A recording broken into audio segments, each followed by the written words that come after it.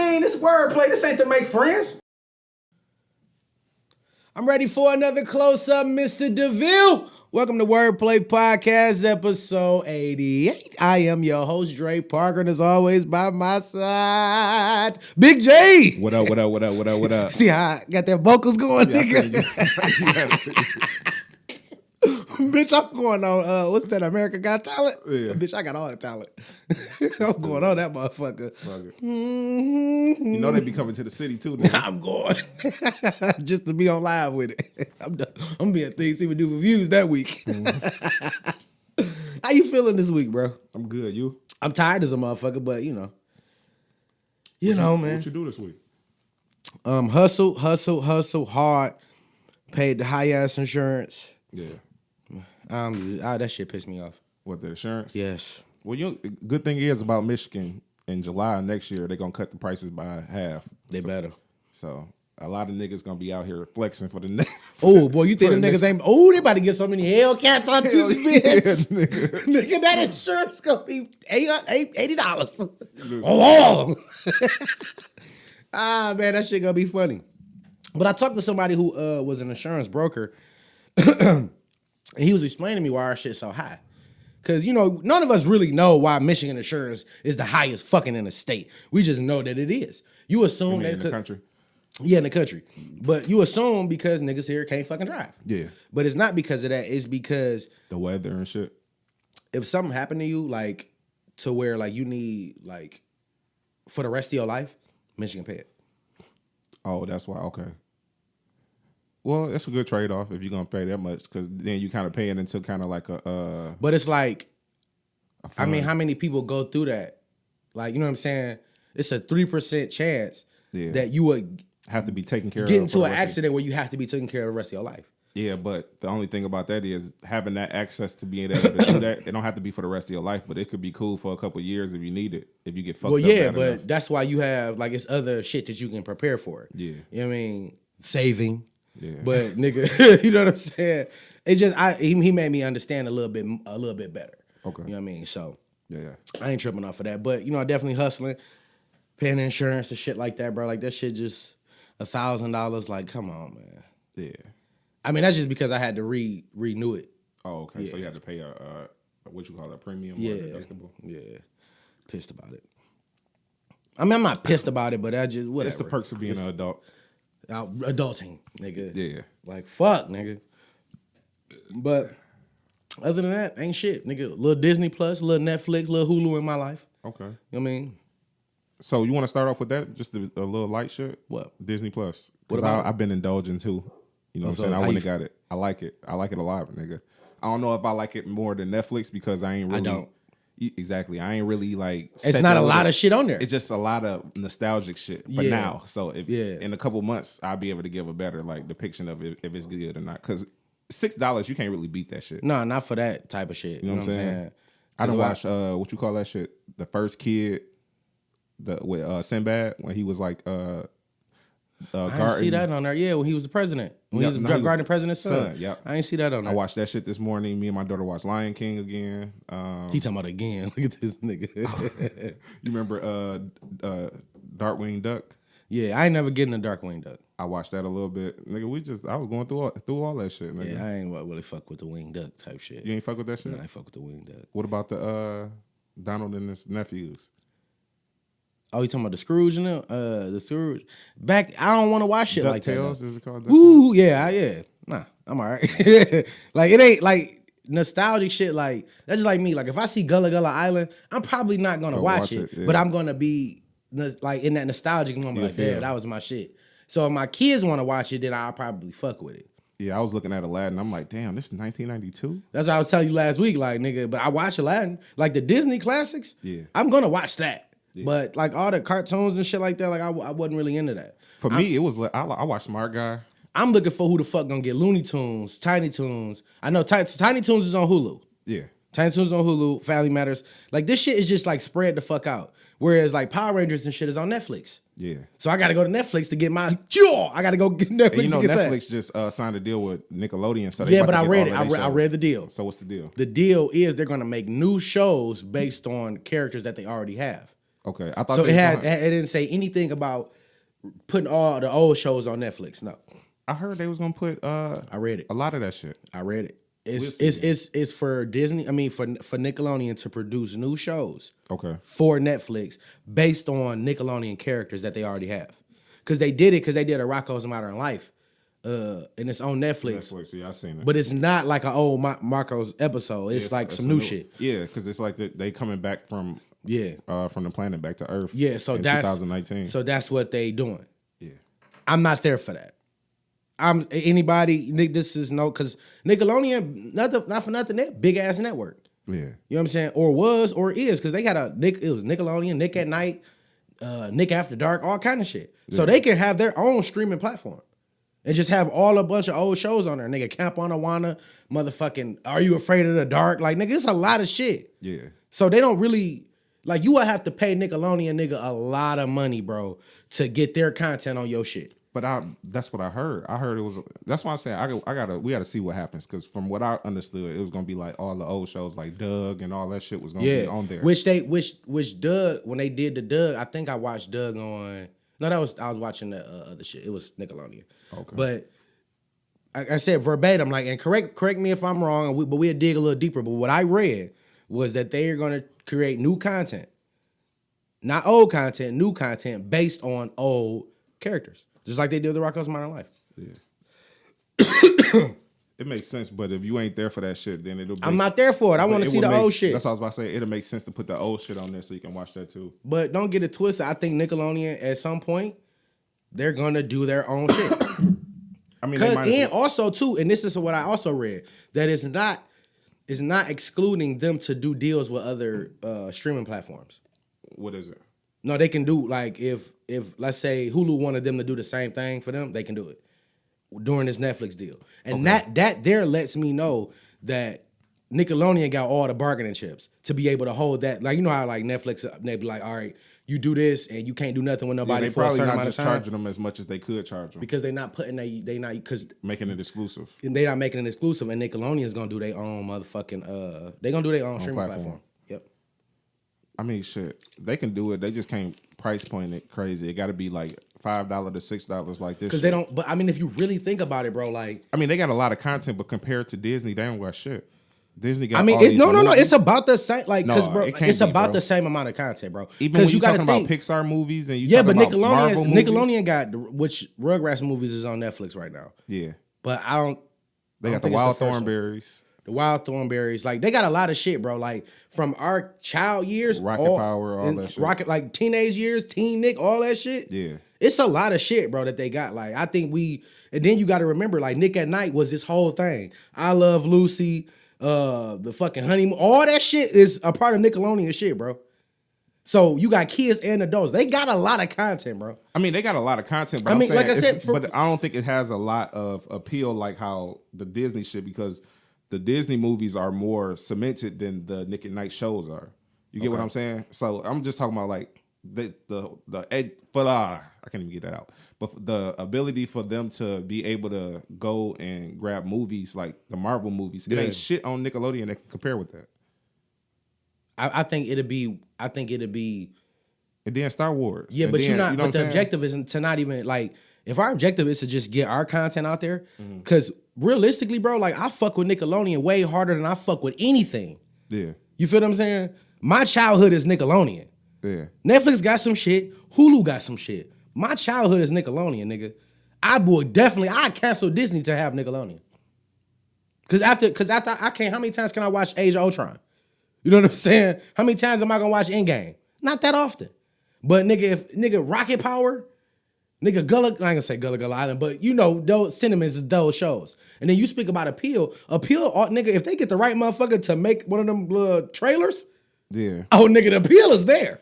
If you compare the shows from Disney to Nickelodeon, so say like give me a Nickelodeon show. You say Doug. Let's say Doug. Okay, Doug. What's a cartoon that's on Recess? Right. Which one would you fuck with more? I think I do both.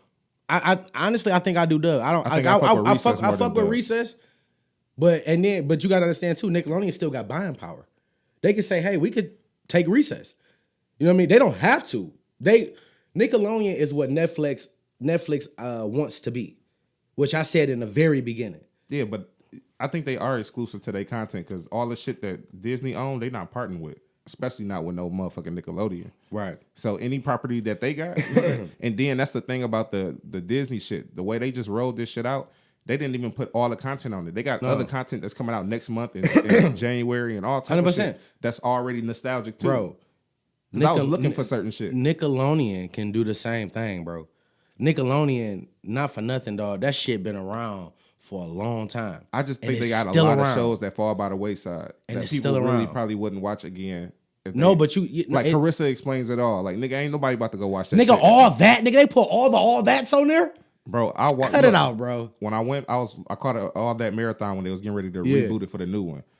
I'm watching them. The early episodes, shitty. Right. Okay, I give you that. The last season or 2 seasons, decent. But then the replay value on that shit is shitty, bro. The only thing that I like is the game shows they used to have. What the fuck was the one with the tiki? Nigga, remember tiki Guts, man? Nigga? Yeah. I wanted to be on Guts, nigga. Shit like that is stuff that I'll watch because you probably don't remember half of that shit. But you gotta remember, it's not about you. You're going to, patronize, but it's about Jada. It's about the kids. And the kids gonna like that shit. I don't think they're gonna like, because I think the cartoons they got is way more advanced and better did than those. But Nickelodeon has those cartoons. They got the SpongeBob. You know what I'm saying? They got the this little super Jimmy Neutron, the Bubble Guppies and all that shit. Oh, that's Nickelodeon. Yeah. You know what I mean? Nigga, they got decades of content, bro.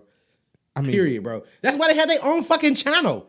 I understand what you're saying, but Disney been out way before. Disney got 4 channels. Disney got 4 channels, nigga.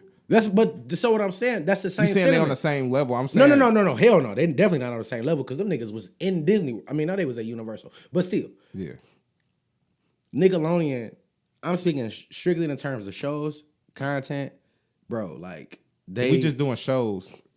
I can give you that, but when you putting shows and movies and all that shit together, I don't think it held a candle to Disney. I don't know because I don't know everything Nickelodeon owns as far as film wise. But think about all the Nickelodeon originals. That's what I'm going off of. I'm going off of Disney originals. I'm not going off of the properties that they bought or acquired over the years. I'm talking about shit that they originated. They bought Star Wars. But I wasn't banking it. My whole argument was more so on the TV shows we were just talking about. I mean, and what TV shows that Disney made. I'm just doing TV shows because I can't do movie for movie because I don't know what Disney. Okay. I don't know what Nickelodeon owns. So we just doing TV shows. I'm doing strictly TV shows. Nickelodeon got that in the bag. You feel me? On both ends in the bag. Boy Meets World, That's So Raven. All them shows did way better than Nickelodeon shows, bro.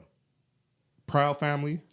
Which I didn't watch. The 3 shows that you just named, other than Boy Meets World, I didn't watch. But you an anomaly, nigga. It's a lot of people who did.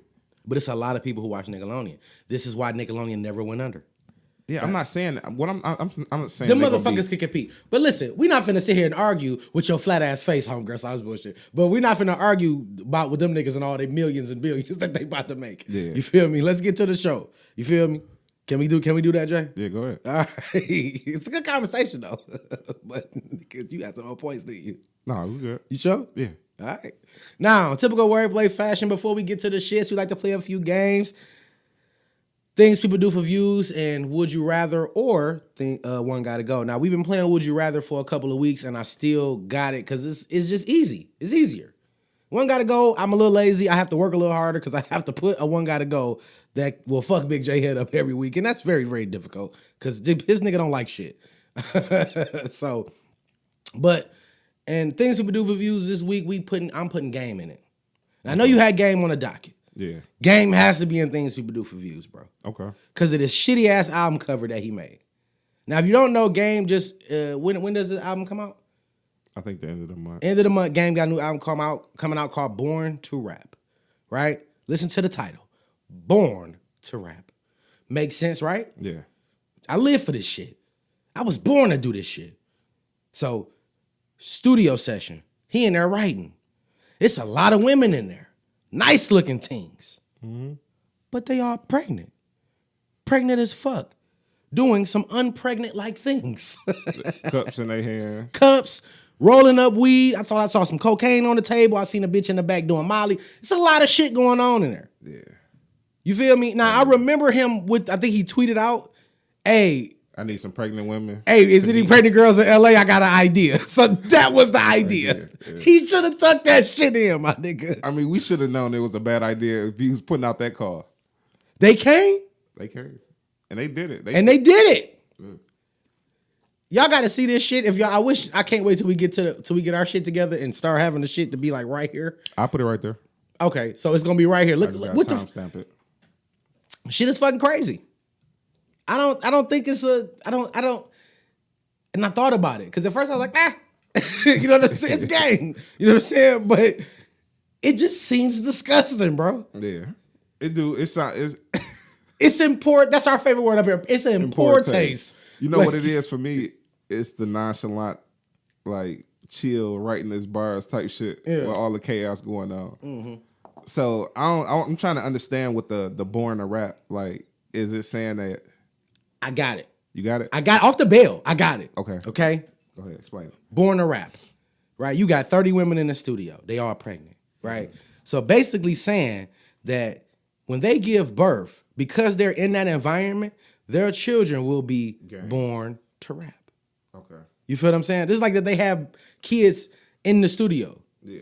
They like it's like one of them stories that you would tell when you're a successful rapper. Like, yeah, I was born, nigga, in the studio when Biggie was making his album, and I fell on the floor, nigga, and I cried, and it made the album. Like, you know what I'm saying? It's like one of them kind of stories. Yeah, I see what you're saying. I was born to do this shit. I was born to rap. Like, nigga, I was 1 year old, nigga, doing, you know, something that led me to this journey. So when you explain it like that, it makes sense. It's not a bad idea though. It makes sense. And it's perfect execution. But it looks disgusting. I take my shit back. It's a good idea, bro. But I had to dissect it. I don't want to see pregnant women doing unpregnant-like things. Bro, but hey, we done seen worse on album covers, bro. I ain't really tripping on this. Nigga, name one album cover worse than that.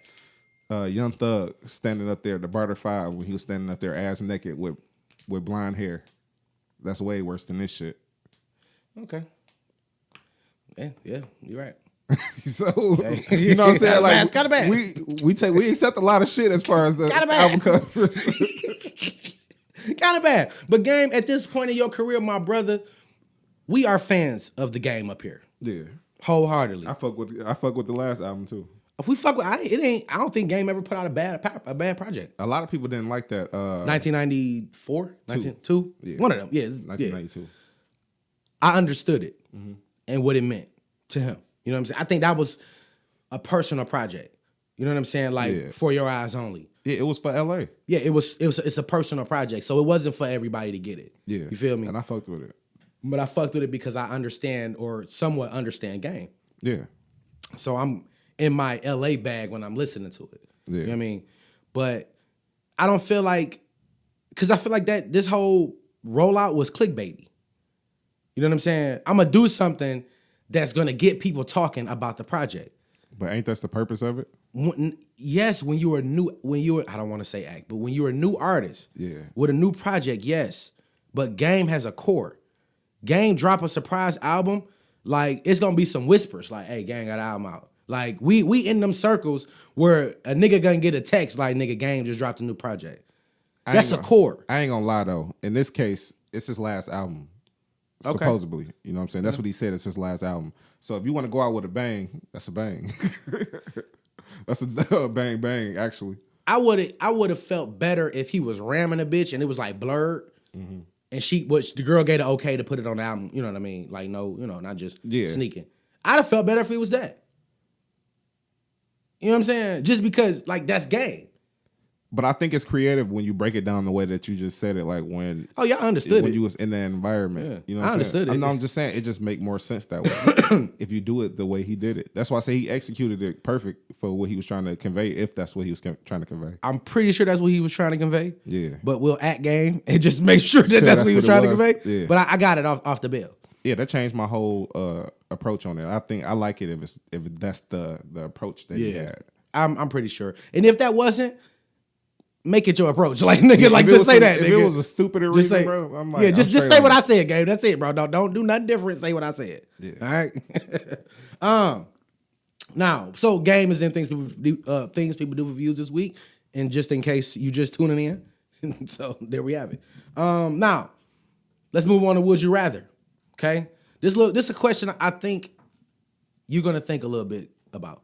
Right, okay. You got to understand yourself. You understand what kind of mentality you have. You know what I mean, and how you will move. Would you rather get $1 billion now or be born again with everything you know now? $1 million? $1 billion. Oh, you said $1 billion. But be born again with everything you know now. Mm-hmm. Yeah. I'm the coldest. So you said born with $1 billion? No. Get $1 billion now. Like, you wake up tomorrow, nigga, your account balance is $1 billion, even though you can't have it like that. But $1 billion, or to be born again, but with the same knowledge you have, like, you know everything right now. So it's before all of this shit. I'm taking the B. You gonna take the B? Because I can, right, with the knowledge that I know now, I can make more off of that B than me going back to being a baby and not having a B with the same mentality I got now. Okay. You get what I'm saying? Yeah, I feel you. So I'd rather take the B now and then twerk it now versus going back and having the same knowledge I got now. Because it's the same scenario, just without the billion or the billion. I don't know, because it's just giving you a head start when you're younger, because you look like a child prodigy knowing all the shit that you know now. But it's the potential to make more, but you still can make. It's not like a potential to make more. See, I would do it just because you get a new start. Yeah, to go over your 20s over again and your 30s. And this time I'll be filthy fucking rich. Yeah. But damn, then I think, because if I'm that rich, I probably wouldn't have my children. Yeah. That's all right. I'll start over. You gotta start over. I just go to my wife like, listen, you gotta fuck with me so we can have these kids, nigga. I don't know. Do you think you can have the same kids? Like, if you didn't have kids with somebody, you would have, like, if you and Amanda like didn't have Jada. No, I'm saying because it could be a boy. You know what I'm saying? Your first one could be a boy instead of a girl, like how it was. But the thing is, you know what you will have. I think I'd be disappointed if I don't have what I already have. That's what I'm saying. You know what I mean? I don't think you will, because your circumstances change. I think it's gonna be some rich niggas sparring. It'll be your genetic makeup, but the thing can be different. It's roulette with that shit, as far as like the features and shit. I can deal with it. I love my kids. Fuck it. Just make sure you have 3. Yeah. See, I look at it like, because I thought about it like really, really, because I'm like, I got the tendency to be kind of lazy. Yeah. So even though I would have the knowledge, I'm like, will I really put forth the effort? You know what I'm saying? I think so. You know what I mean? Like, because I think we'll be able to do everything that we wanted to do on a higher level. Ain't no we, bitch. You want the $1 billion. You already said. You good. Oh, you went back? Yeah, I went back. I'm going back. Well, I'll be able to do all the shit that I really like. Well, I'll come to you and say, listen, nigga, you don't know me, but I know you, nigga. And, nigga, we finna take this shit over, Mr. Billionaire. Yeah, see? You feel me? Then you do it like that. But wait a minute. Would you have the... No, because it'll be a different timeline. Because you will be a billionaire in this time. I'm going back to 1988. Yeah, but you'll have... Oh, yeah. So it might create one of them... I watch Back to the Future. It might create an alternate universe. Yeah. You know what I'm saying? Or alternate timeline. Yeah. In a timeline where I'm considered the greatest innovator of our time. Yeah, so you'll be a afterthought. You probably be dead by the time I be out here doing that shit in 2020. I wouldn't be dead. Because if I go back with this knowledge and come up with this kind of shit, ain't no telling where we'll be at in 2019. Yeah. You know what I mean? I mean, you'll still be the same age. You'll be 30. I'll be 31. Yeah. But we'll be so ahead. Would I be old by the time you get there? No, you will be in a different... Yeah. You'll be 60. Yeah, I'll be 60. 62. Yeah. Or, 61, something like that. But with $100 billion. Maybe. No, I know I will. Maybe. With $1 billion, you get access, bro. Yeah, but... you got access. But you have a tendency to be a little lazy, too. Not with $1 billion. You don't know that. You got $1 that. billion, nigga. Like, you could literally sit and make money. You could put it in one place, nigga, in a year and make like $100 million. Fuck am I doing anything for? Why am I taking risks? I got $1 billion, nigga. The fuck I'm chilling. You trying to keep that shit and you're not gonna not keep it. You could take $500 million and put it in the bank and make millions. Yeah. And not touch it. So what are you saying? Like I'm saying, well, how's that making me lazy? I'm still getting rich though. Yeah, you're still getting rich, but because you don't have the desire to, like, why would I go invest in some shit when I'm already making money? I don't have to, but it's no risk. You know what I mean? When you invest in something, it's a risk. I'm saying it's passion projects at that point. That's what I'm saying. It's not like. But passion projects don't always make money. But I'm not saying I want to be I'll be the happiest nigga. Put it that way. You probably be happy. You know what I'm saying? Because I'll be able to do all the shit that I want to do. Nigga, I'm gonna have all kind of books and shit with, like, I'm gonna be on this on the back. You know how they do that? The greatest inventor of our time. Like, nigga, ain't gonna be no Jeff Bezos. It's gonna be Dre Parker, nigga. Yeah. You know what I'm saying? And what else came? Nigga, I'm creating Apple. But even then, nigga, like... But you can't even... I'm not even going to create Apple, because if I go back to 88, it would already be existing. I already about to say that. But I will be invested. I will be invested. I think these companies already went big by 88. I had met this lady the other night. We on a tangent, but I had met this lady the other night, Ubering. And she lived in Hawaii. So we were just having a conversation. It was a long ride. So we was talking. And she was like, yeah, I'm a software engineer. Me and my husband started a company, and it's, in the 70s, like, when internet, you know what I'm saying, started popping off. And she was like, we didn't really get, like, Microsoft or Apple fame, but because we was in there in the beginning, we was able to retire to Hawaii. Yeah. On a fixed income, but her fixed income ain't like everybody else's fixed income. Yeah. You know what I'm saying? And I was like, damn. So I was just thinking about that, like, just even being, like, just starting to do something before something, like, I'm ahead of everything. You know what I mean? So when the internet come out, you know what I mean? I can literally go and design everything for Apple before they even think about it. The computers with the color backs and shit, I can be that. But you don't know the coding and shit. I can design. But what I'm saying, how? What you mean? Like, nigga, all you can do is tell them the ideas, but you can't give them the technology. I would learn. No, and I think at that point I would, because I already know, so I would know what I need to know to be ahead of the game. Then you could do that now if that's the case. No, because it's already here. No, it don't matter. It does. No, it does. It's you going back with the knowledge that you know, not the knowledge of the world, nigga. The knowledge that you acquired. But me knowing that this shit exists in 1988. Me knowing that, because they used to say, "Oh, I wish cars can fly," and you know what I'm saying. I can't wait till the day when cars can fly and cars can drive by themselves.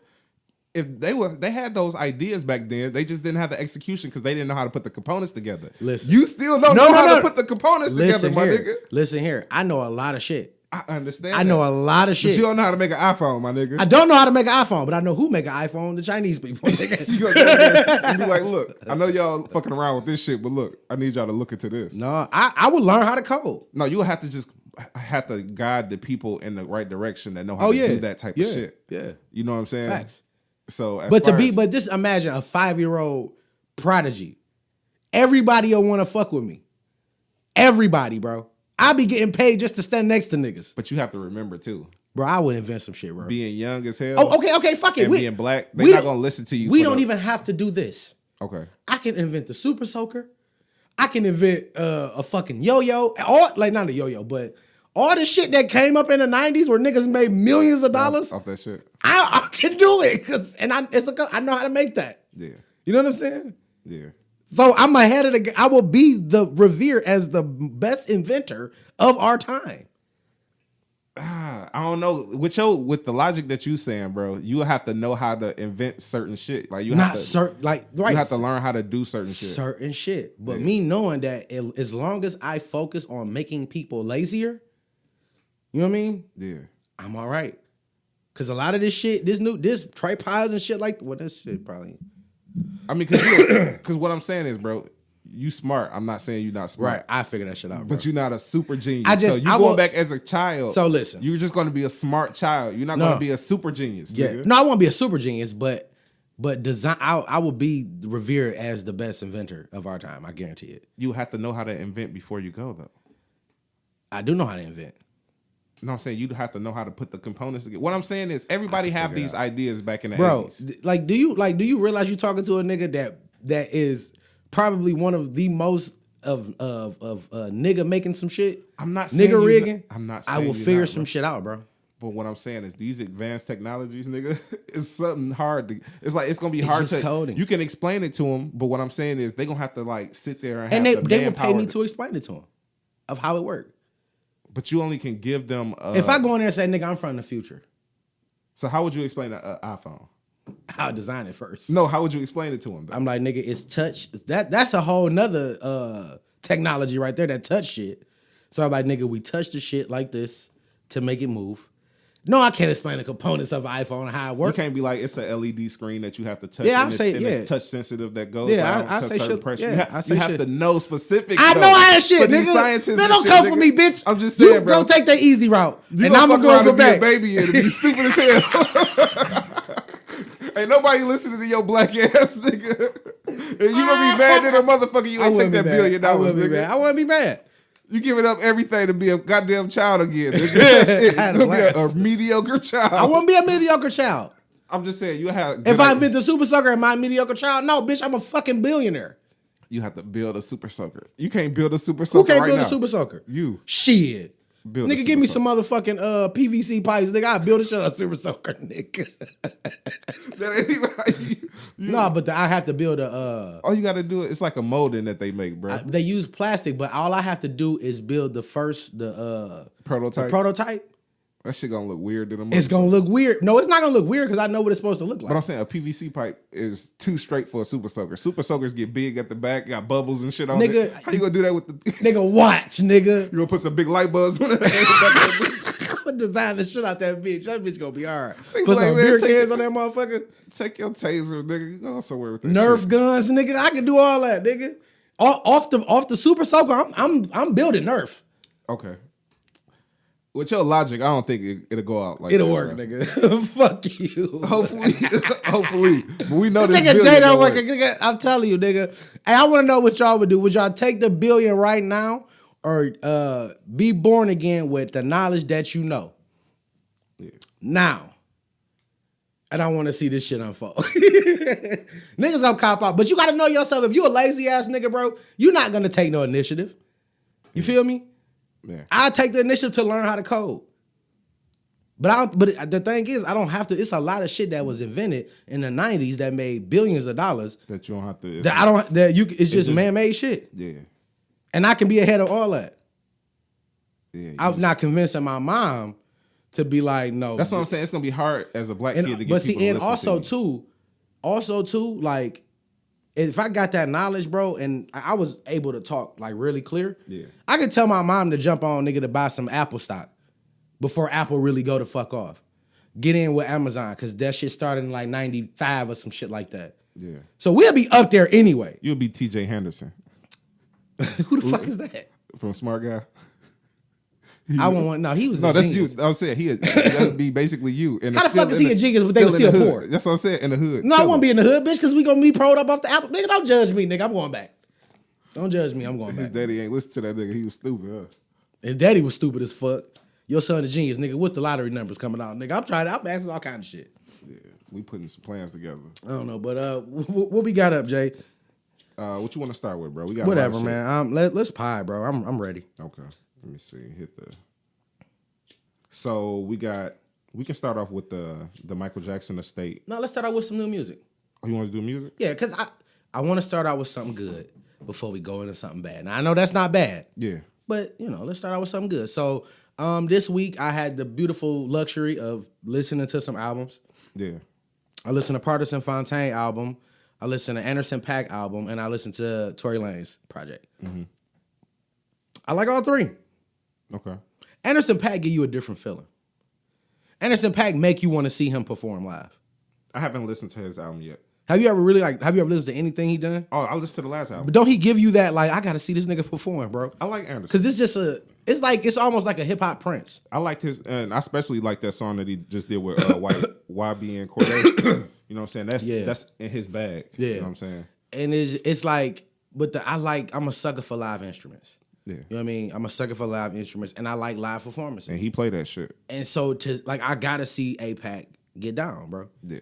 Cause I think it's a vibe. Like I think that's the place you take your girl. Like, come on, we finna you want to dance and shit. I'm in the crib cleaning up and shit. Like, okay, nigga, all right, Pac, nigga, get that shit, nigga. Like, it was a good project. It was one of them. Yeah, I'm gonna check it out. It's a good project. Partisan Fontaine. His project is dope as fuck. I think that nigga voice is just one of them things that's like hypnotizing in a sense. Pause, but he just gotta he don't sound like nobody. Yeah. You know what I mean? And in the world where it ain't nothing but a bunch, it's like niggas coming off an assembly line, he stands out. I like the fact that I can understand everything that he's saying and I get it on a like real time type of deal. It's not I have to listen back 2 or 3 times to kind of catch everything. Yeah. He kind of like leads you all the way to where he wants you to go and then drop you off the cliff. You know what I'm saying? The only critique I would have about Partisan's underrated project is, and this is a question I would ask him, like, do you feel the need to cater to women? Because a lot of his records, especially on that project, even the underrated record, which, you know, you would think could have been taken a different way. Could have been taken a whole nother way, but it was about girls, about a woman. Like being unappreciated and shit like that. You know what I mean? Like, it's like he feels like, how can I put it? I get what you're saying. It's 2 reasons. It's like Captain Save-A-Ho in a sense. I think it's 2 reasons why he do that. Is the first reason is you can tell because he write for a lot of women. First off, I thought he only write for Cardi. I thought he wrote for what the fuck is her name? I think he wrote, like you said, the City Girl shit on his album. Then he wrote for somebody else too. I can't remember. It's a girl in New York. But I think with him, he catered to the women because he see what it do for the people that he write for. Okay. You get what I'm saying? He see what that type of shit do. So he kind of want that in his bag. And then he kind of play up because you see he don't be wearing shirts and he just wear the jacket with no shirt. So like he appealed to the girls. Niggas ain't come for that. You know what I'm saying? If you in the club in a dingy ass grimy type SOBs type of crowd, they don't want to see that type of shit for real. So like for him, I think he just appealed to, he play into what he feel like his appeal is. Or maybe, and it's just me being an executive brain, we living in the rap now is almost female dominated. So, and because he's not a woman, he's gonna like do it in a different way where, you know, because you got Meg, you got Cardi, you got like Nicki Minaj, and I'm sorry, I'm not saying a lot of other rappers, but it's female dominated and it's all like for the girls, like to be uplifted. So instead of trying to fit in with the rest of the niggas on the sideline, you're like, fuck it, I'm gonna uplift girls too. You know what I'm saying? And so business wise, I see it. Historically, girls is the ones who buy tickets and albums. Yeah. You know what I'm saying? Yeah. So why not appeal to the people? I see where he's going, like, especially for your first time out. Right. You want to kind of like solidify a decent turnout instead of having like, if you straight street appeal, you probably ain't gonna sell that much. You probably gonna do 20 or 30. Well, I don't think he's a real street nigga, period, though. No, I mean, if you talk about from his prior music to this, that's what his music be on. With street shit? Yeah, because he from Newburgh. It's like a small part of New York. Yeah. And they say it's one of the most dangerous parts, even though it's the smallest. Okay. So he come from that. So you can hear that in the prior projects to this one. So I see, like, for his first mainstream appeal, like, I feel like he understand the demographic right now. He understand that that's the people who buying albums and who coming out for shows. So why not appeal to him? I mean, that's just my only critique. You know what I'm saying? Yeah. Not saying it's wrong. Not saying it's bad. It's just something that I noticed. I notice a lot of artists do that. Like Travis Scott appeals to the people who like the mosh pits and shit. Yeah, because his music is basically that. You know, it's transitioned them into that moment. I think Travis Scott particularly found a way to fuse hip hop with grunge music. Yeah, exactly. You know what I mean? Yeah. And that's a lane that has not been tampered with. Yeah. You know what I mean? That's why his music sounds so vibey. Yeah. Because I was having a conversation with some heavy metal fans. Okay. And they just was, because I was like, I don't understand it. But then again, when they explained it, like, it's a vibe. Mm-hmm. Like, that's why it's like, you don't really hear the words, it's just the music. Because we're reacting off of the sound. Yeah. And that's why it's like they be moving around. I mean, that's why the lights and shit is important. Yeah. Like when they have people doing like the actual light shows and shit. Yeah. They have a person that's like, that's their expertise because they want it to match the music perfectly. Because it's kind of like a fusion between that. The lights triggers the sound, and the sound is just like everything is a vibe. It's a vibe, yeah. So I respect that. What else I listen to? I listen to Chicks tapes. Finally. You was hating on them, but go ahead. I wasn't hating on it. I just Jay asked me, do I feel like King of R&B, comparing the two? And I like King of R&B better because it was just more original records. Yeah, that's Jacquees' album, if y'all don't know. That's Jacquees' album. But Tory Lanez, like I get it. Like it was interesting. His Chicks tapes was more interesting than Jacquees' album. But it was great music. Yeah, but it was it was good music. Like great, that's a stretch. It was great music. But when are we talking about R&B? Yeah. Great? Yeah. No, because nigga, my version of R&B great is different. I mean, I feel like Jacquees' album kind of had like a monotone ass sound to it, because his voice is only like one way. So when you listen to the songs, it just sound like the same song kind of like remixed, and then it didn't sound like something that pops out at you. Like Chicks tape, every song stood along differently. And it carried the story with the skits. You know what I'm saying? Yeah. And everything was I felt like it was kind of one of those flawless albums because I can put that in and literally listen from top to bottom. I understand where you're going with it, but I feel like the words you're using, like, because I didn't say the King of R&B was great. I said it was good. Just like Chicks tapes, it was good. I like it for what it was. But when I say great and flawless shit like that, I feel like the only way to determine those types, to get those words or accolades attached to your project is time. Time is the only way. What replay? If I can say, if I'm not skipping through songs, I can say that early. Yeah, when people say replay value, right? You're gonna listen to it for all of how long? I've been listening to it since it came out. Right, but how long are you gonna listen to it? Probably keep listening to it like I've been listening to it. What I'm saying is, like, are you gonna go back to this shit 2 years from now? Probably so, because I do with the old Chick tape. I doubt it. I just listened to Chicks tape 3 like during the summer, and I didn't even know about this tape coming out. I mean, this album coming out. Okay, so what about Tick Tape 4? I didn't like that one. I only go for the ones that I like. So what I'm saying I like is, 2, 1. So what I'm saying is, that's just like if you go through my playlist on R&B, you feel me? Like, I got the shit that I got on there is like Carl Thomas and shit like that. Because to me, that shit was flawless. And it's not every record. Yeah. It's certain songs. Because those records, when you hear that shit, it's timeless. It's like, it's still just like, Jacquees, I listened to that shit that one time. It was good. I haven't listened to it again. It was good. I listened to it twice. It was good. I listened to Chicks tapes twice this week. It was good. I'm not knocking it. I just don't. I'm not there with giving this shit great, flawless victory. I'm not saying flawless victory. I just say I like the fact that it's one of those albums where you can put on and you don't have to skip a song. I like every song. I did the same thing. I didn't skip shit on Jacquees shit. I skipped most of the songs. I like maybe 3 songs on that whole album, bro. I didn't like it. Maybe you don't like Jacquees. I mean, I got bored with them. I liked them before this. I liked the BED. I liked all his singles. I liked the tape he had with Dej Loaf. I like Jacquees, but now this sounds like that shit. So, just remixed. So I'm comparing the two. I'm comparing voices and the actual music. I'm not giving neither one of them niggas great or flawless. I'm not saying that they better than everybody else in the game. I'm just saying if you comparing these 2 albums, I'm saying one album is good and one album is great. I feel like why they both just came. Well, yeah, because you ain't like it. I feel like I like both of them. I feel like they both good. Yeah. But I'm not listening. I know I'm not listening to Chicks tapes next year. Okay. I know I'm not. You feel me? Because Chris Brown probably gonna drop 85 songs. I'm still listening to Heartbreak on the Full Moon. But it's certain songs that I know, certain records, like that Jagged Ash. I mean that Jagged Ash flip they did. Good. It's good. Yeah, it's good. Yeah. That's my shit. So I know when I have it in the playlist. So if I go back and listen to one of my old playlists, I'm going to listen to that song. But let me ask you this. Let me ask you this. Do you prefer Tory's version or the original version? What, that song? Yeah, Tory.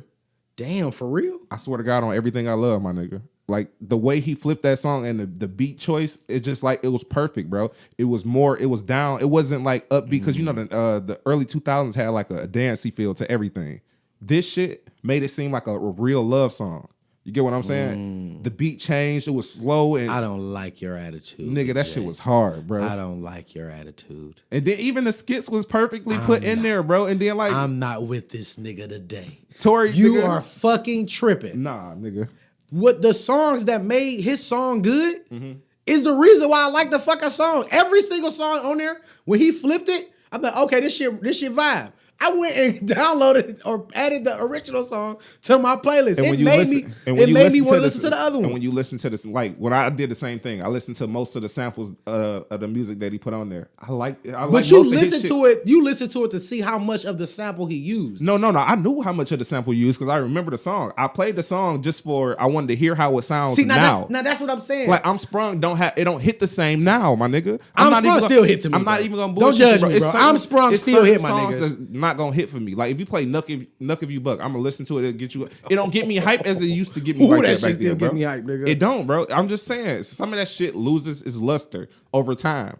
The way he remixed this shit, he brought it into the 2019 era of the shit that we like already. I'm not saying he did. He blended that shit perfectly, bro. But did he make me? And that's all I look forward to. You feel what I'm saying? Yeah. Like when we talk about Wayne in the Drop 3, yeah. Like he made you forget about the original songs. Yeah. I did not forget about the original song. Yeah. It made me want to listen to the original song again. I listened to it and I realized that the comparison as far as like how certain songs I didn't like how he did Beautiful. Yeah. I didn't like that either. I didn't like that flip. You know what I'm saying?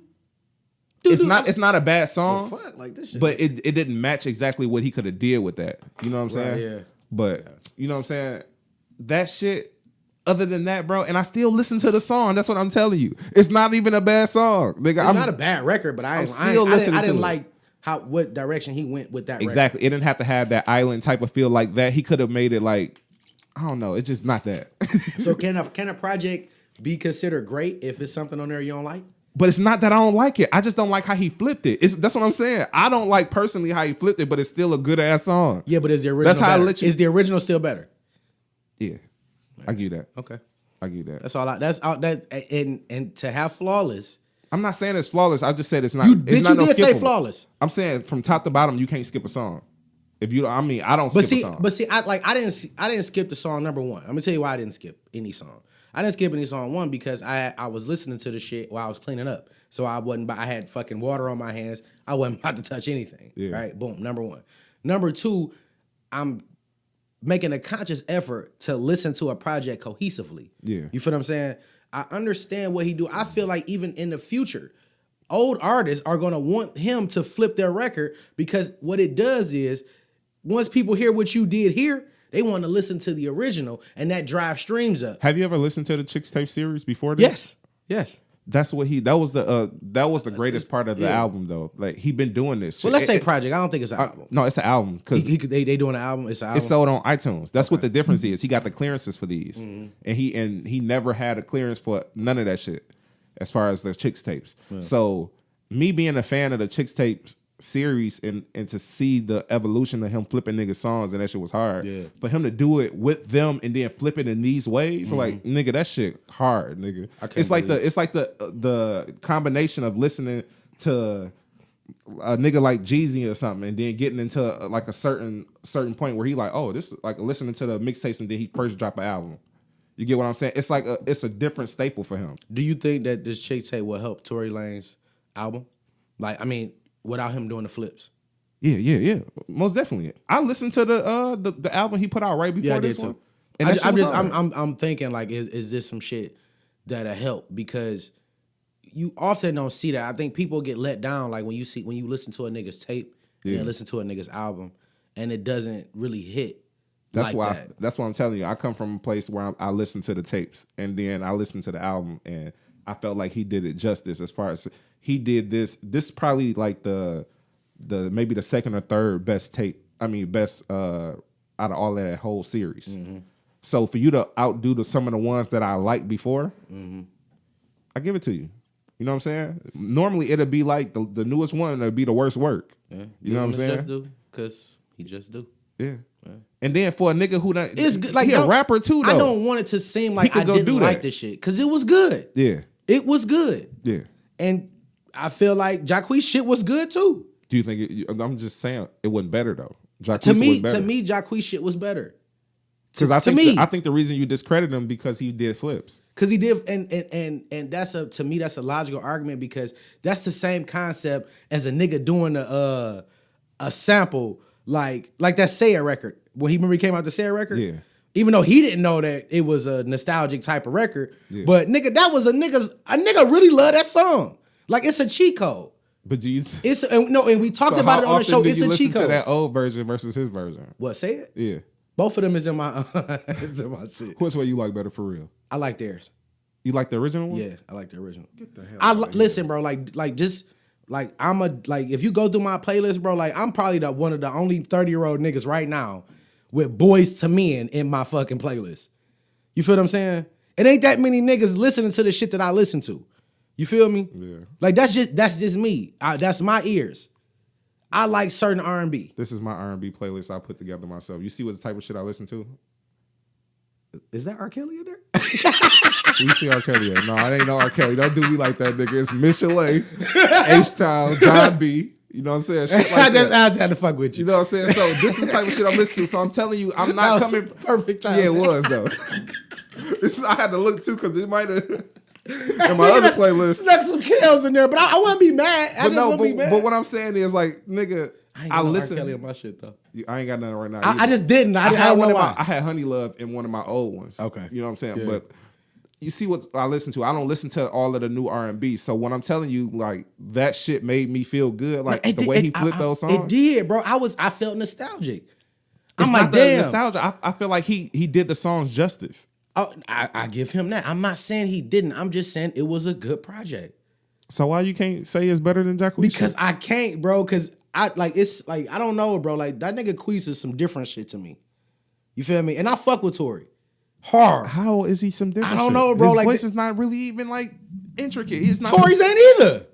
Tory's shit sound better than Jacquees. I know that's nasally ass shit, nigga. He sound like he's singing with his nose plugged, nigga. Bro, I'm straight on that shit, my nigga. I just Tory be, shit bro. It's a vibe, nigga. It's a vibe for sure. Jacquees shit though, like it's just. I like it. This is just all this the whole time, bro. But he tries to really embody R&B. Whereas, because remember we talked about it here, bro. Like R&B ain't R&B no more. Yeah. Like the Tyrese's, the ballads. We don't have a lot of that. I think the only nigga who really be doing that shit is Chris Brown. But he'd do it like in the mix of some other shit. Pop shit. So it's a bounce. Yeah. You know what I mean? So when I listened to that, I felt like Queese was he was doing flips on records. Like, cause that Beautiful record, not even an R&B record. Yeah. You know what I'm saying? Mm-hmm. But Queese he came up with some original records that he tried to really do R&B. And tried. You know what I'm saying? So I gotta give it to him. And just to close it out, the whole aura of the Chicks tapes is for the nostalgic feel as far as like a moment in time for him. Mm-hmm. So with this tape, it documents from 2000 to 2006, he said. So this was a moment in his life where he was like going through like fucking with girls and going through shit like this. So that's when the R&B side comes out. When you listen to the flips, all of them is not R&B songs, but these are songs that came out within that time span that had an effect on them. Yeah. So it's not just a flip for the sake of flipping R&B songs. It's the sake of flipping for this concept. Right. And the whole concept flowed together with the skits. That's what I'm saying. It was more intricate than people made it. They just made it seem like it was just easy because he flipped the song. No, I don't think it was easy. And then he specifically produced with the producer to make sure the beats was exactly. He was like, I don't know how to count none of that shit. I just did what I like in that sound, like or what I know people wanted to hear for that moment, to make the song sound good. So you know what I'm saying? Like I feel like it was more artistry in it than Jacquees shit. Jacquees was just like lyrics, mediocre singing, beats all right. That's it. The story, I don't even know what the fuck he was talking about. It ain't no cohesive project. It's just a combination of songs that sound decent. You know what I'm saying? It wasn't like a well put together album. This nigga be. I'm sorry, Queese, bro. I'm not really doing your shit no justice, bro. But cause you just like his voice and shit, bro. So you like. I like Tory's voice too. But I just feel like, again, like to close it out, both projects were good, but I got real R&B from Queese album. Queese, whatever the fuck, however you say it. That's what I got. I got real R&B over here. You ain't get popish a little bit too? I feel like he tried to like numb it a little bit, or like kind of like turn it down. It wasn't like no Trey Songz shit. Oh no. That's what I'm saying. But shit, Trey Songz ain't even Trey Songz shit right now. But I'm saying that's R&B though. We ain't even finna do what is I'm saying, but what kind of R&B is Streets? I think he dropped something new. He might have. I think he dropped. That nigga ain't even. That shit just bad. But so that's our music breakdown for the fucking week. Mm-hmm. I ain't think we gonna spend that much time there, but we did. Yeah. But so shout out to Anderson .Paak, shout out to Jacquees, shout out to Tory Lanez, shout out to Partisan Fontaine, and yep, that's it. That's what we listened to this week. Yep. God damn it. So all right. So now, what you say before we got into the music? You talking about Michael Jackson shit? Yeah. So Michael Jackson estate approved the biopic that's gonna cover his entire life. Okay, let me put this disclaimer out there. Fuck you if you don't fuck with Mike. Fuck you if you think Mike was a rapist. Fuck you, but just fuck you. Yeah. I'm a Michael Jackson advocate. That's why we got a whole episode entitled "Fuck John Legend" because John Legend decided to say some goofy shit about my nigga Mike. I don't play that. Yeah. All right, proceed, Big J. Yeah. So I mean, they just said that they approved that his estate really hasn't been approving like movies and shit like that and for a long time since the what is it, American. With the one with the Michael Jackson movie, the last movie. I mean, the Jackson 5 movie. Was it? Oh, you talking about Jackson and American Dream? American Dream. That was the last time they approved the movie for Mike. So now it should be another movie. Like he was involved. He was alive. No, I'm talking about his estate. They didn't approve shit. He was there. Okay. So. Like there wasn't no people. It was him. I mean, he is his estate. Well, so, yeah, but yeah, go ahead. But yeah, like now they approved it, and it should be in the works for 2020. I don't know if it's gonna come out in 2020, but it should be going into production in 2020. I feel like they need to make sure that they put in the fact that people accused him of shit that he didn't do, and how that made him feel, how that affected him, how he moved, all that. Like, don't leave nothing out. Yeah, you know I'm more interested to see Mike in his later years. Well, yeah, nigga, watch This Is It, nigga. Them moves wasn't cracking like they used to. Not that. I wanted to see like how the people around him said like his home life and shit was around that time, because we seen the, like you said, the tour and shit. But I wanted to see like, was he like broken down at the crib and type shit, like, you know what I'm saying? I want to see what was their accounts and kind of stories that happened leading up to him dying. Yeah, like was it, because it could have just been suicide. You know what I'm saying? He could have overdosed himself on purpose. It's a possibility. You know what but I'm saying? I think a lot of people in that light though, like, and I'm not even saying, because I don't know what Michael Jackson's schedule was, but you know, when you one of the most revered artists in the world, you being pulled from everywhere. You know, a lot of people tend to numb themselves with narcotic. You know what I mean? That's why it's an issue in Hollywood and entertainment, a drug issue, period. Because these motherfuckers is like doing a bunch of shit that they don't want to do with that social anxiety shit, but they have to. Or they feel like they have to, which we're going to talk about a little later, but that's the same concept. They dope themselves up to be able to do it. So tell them, like, knowing about the effects of drugs by just being in proximity, like growing up how we did, right? Mm-hmm. So for a person who's doping themselves to be numb to certain shit, they know how to do it. Yeah, you know what I'm saying? They know what's the boundaries as far as how much. And so if he's been doing this and making sure he was straight all this time, why one time is beyond that?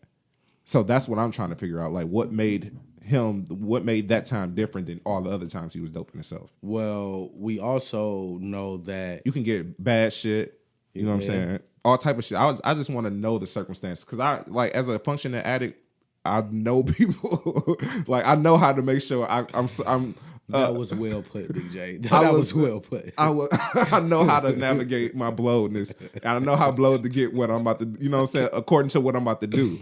So functioning addict though. So that's all that shit is, bro. I'm trying to hold it in, but go ahead. That's all that. That's well put. I'm glad you put it like that. You get what I'm saying? Yeah. So I feel like he'd know how to ration his shit out better. So I want to know if he was mad and he wanted to get like.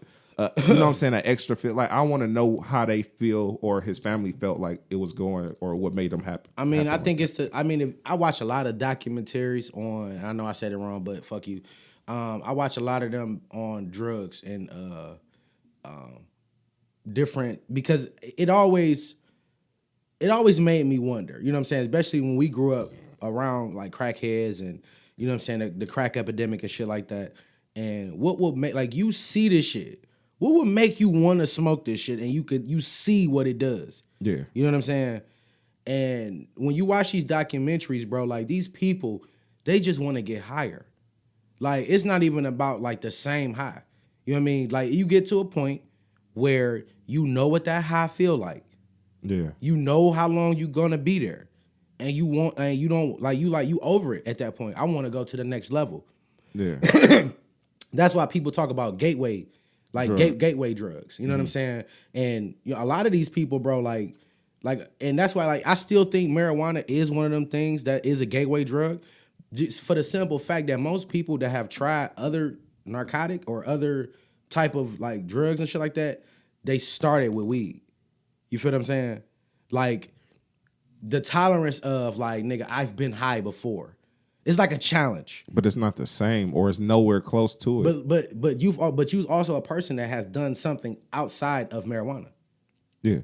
But if you in your mind, and this is just my personal opinion, but from me watching the documentaries and shit like that, I assume that you chasing that high. You feel what I'm saying? Just like when you smoke certain shit, right? Like certain shit gonna get you higher, right?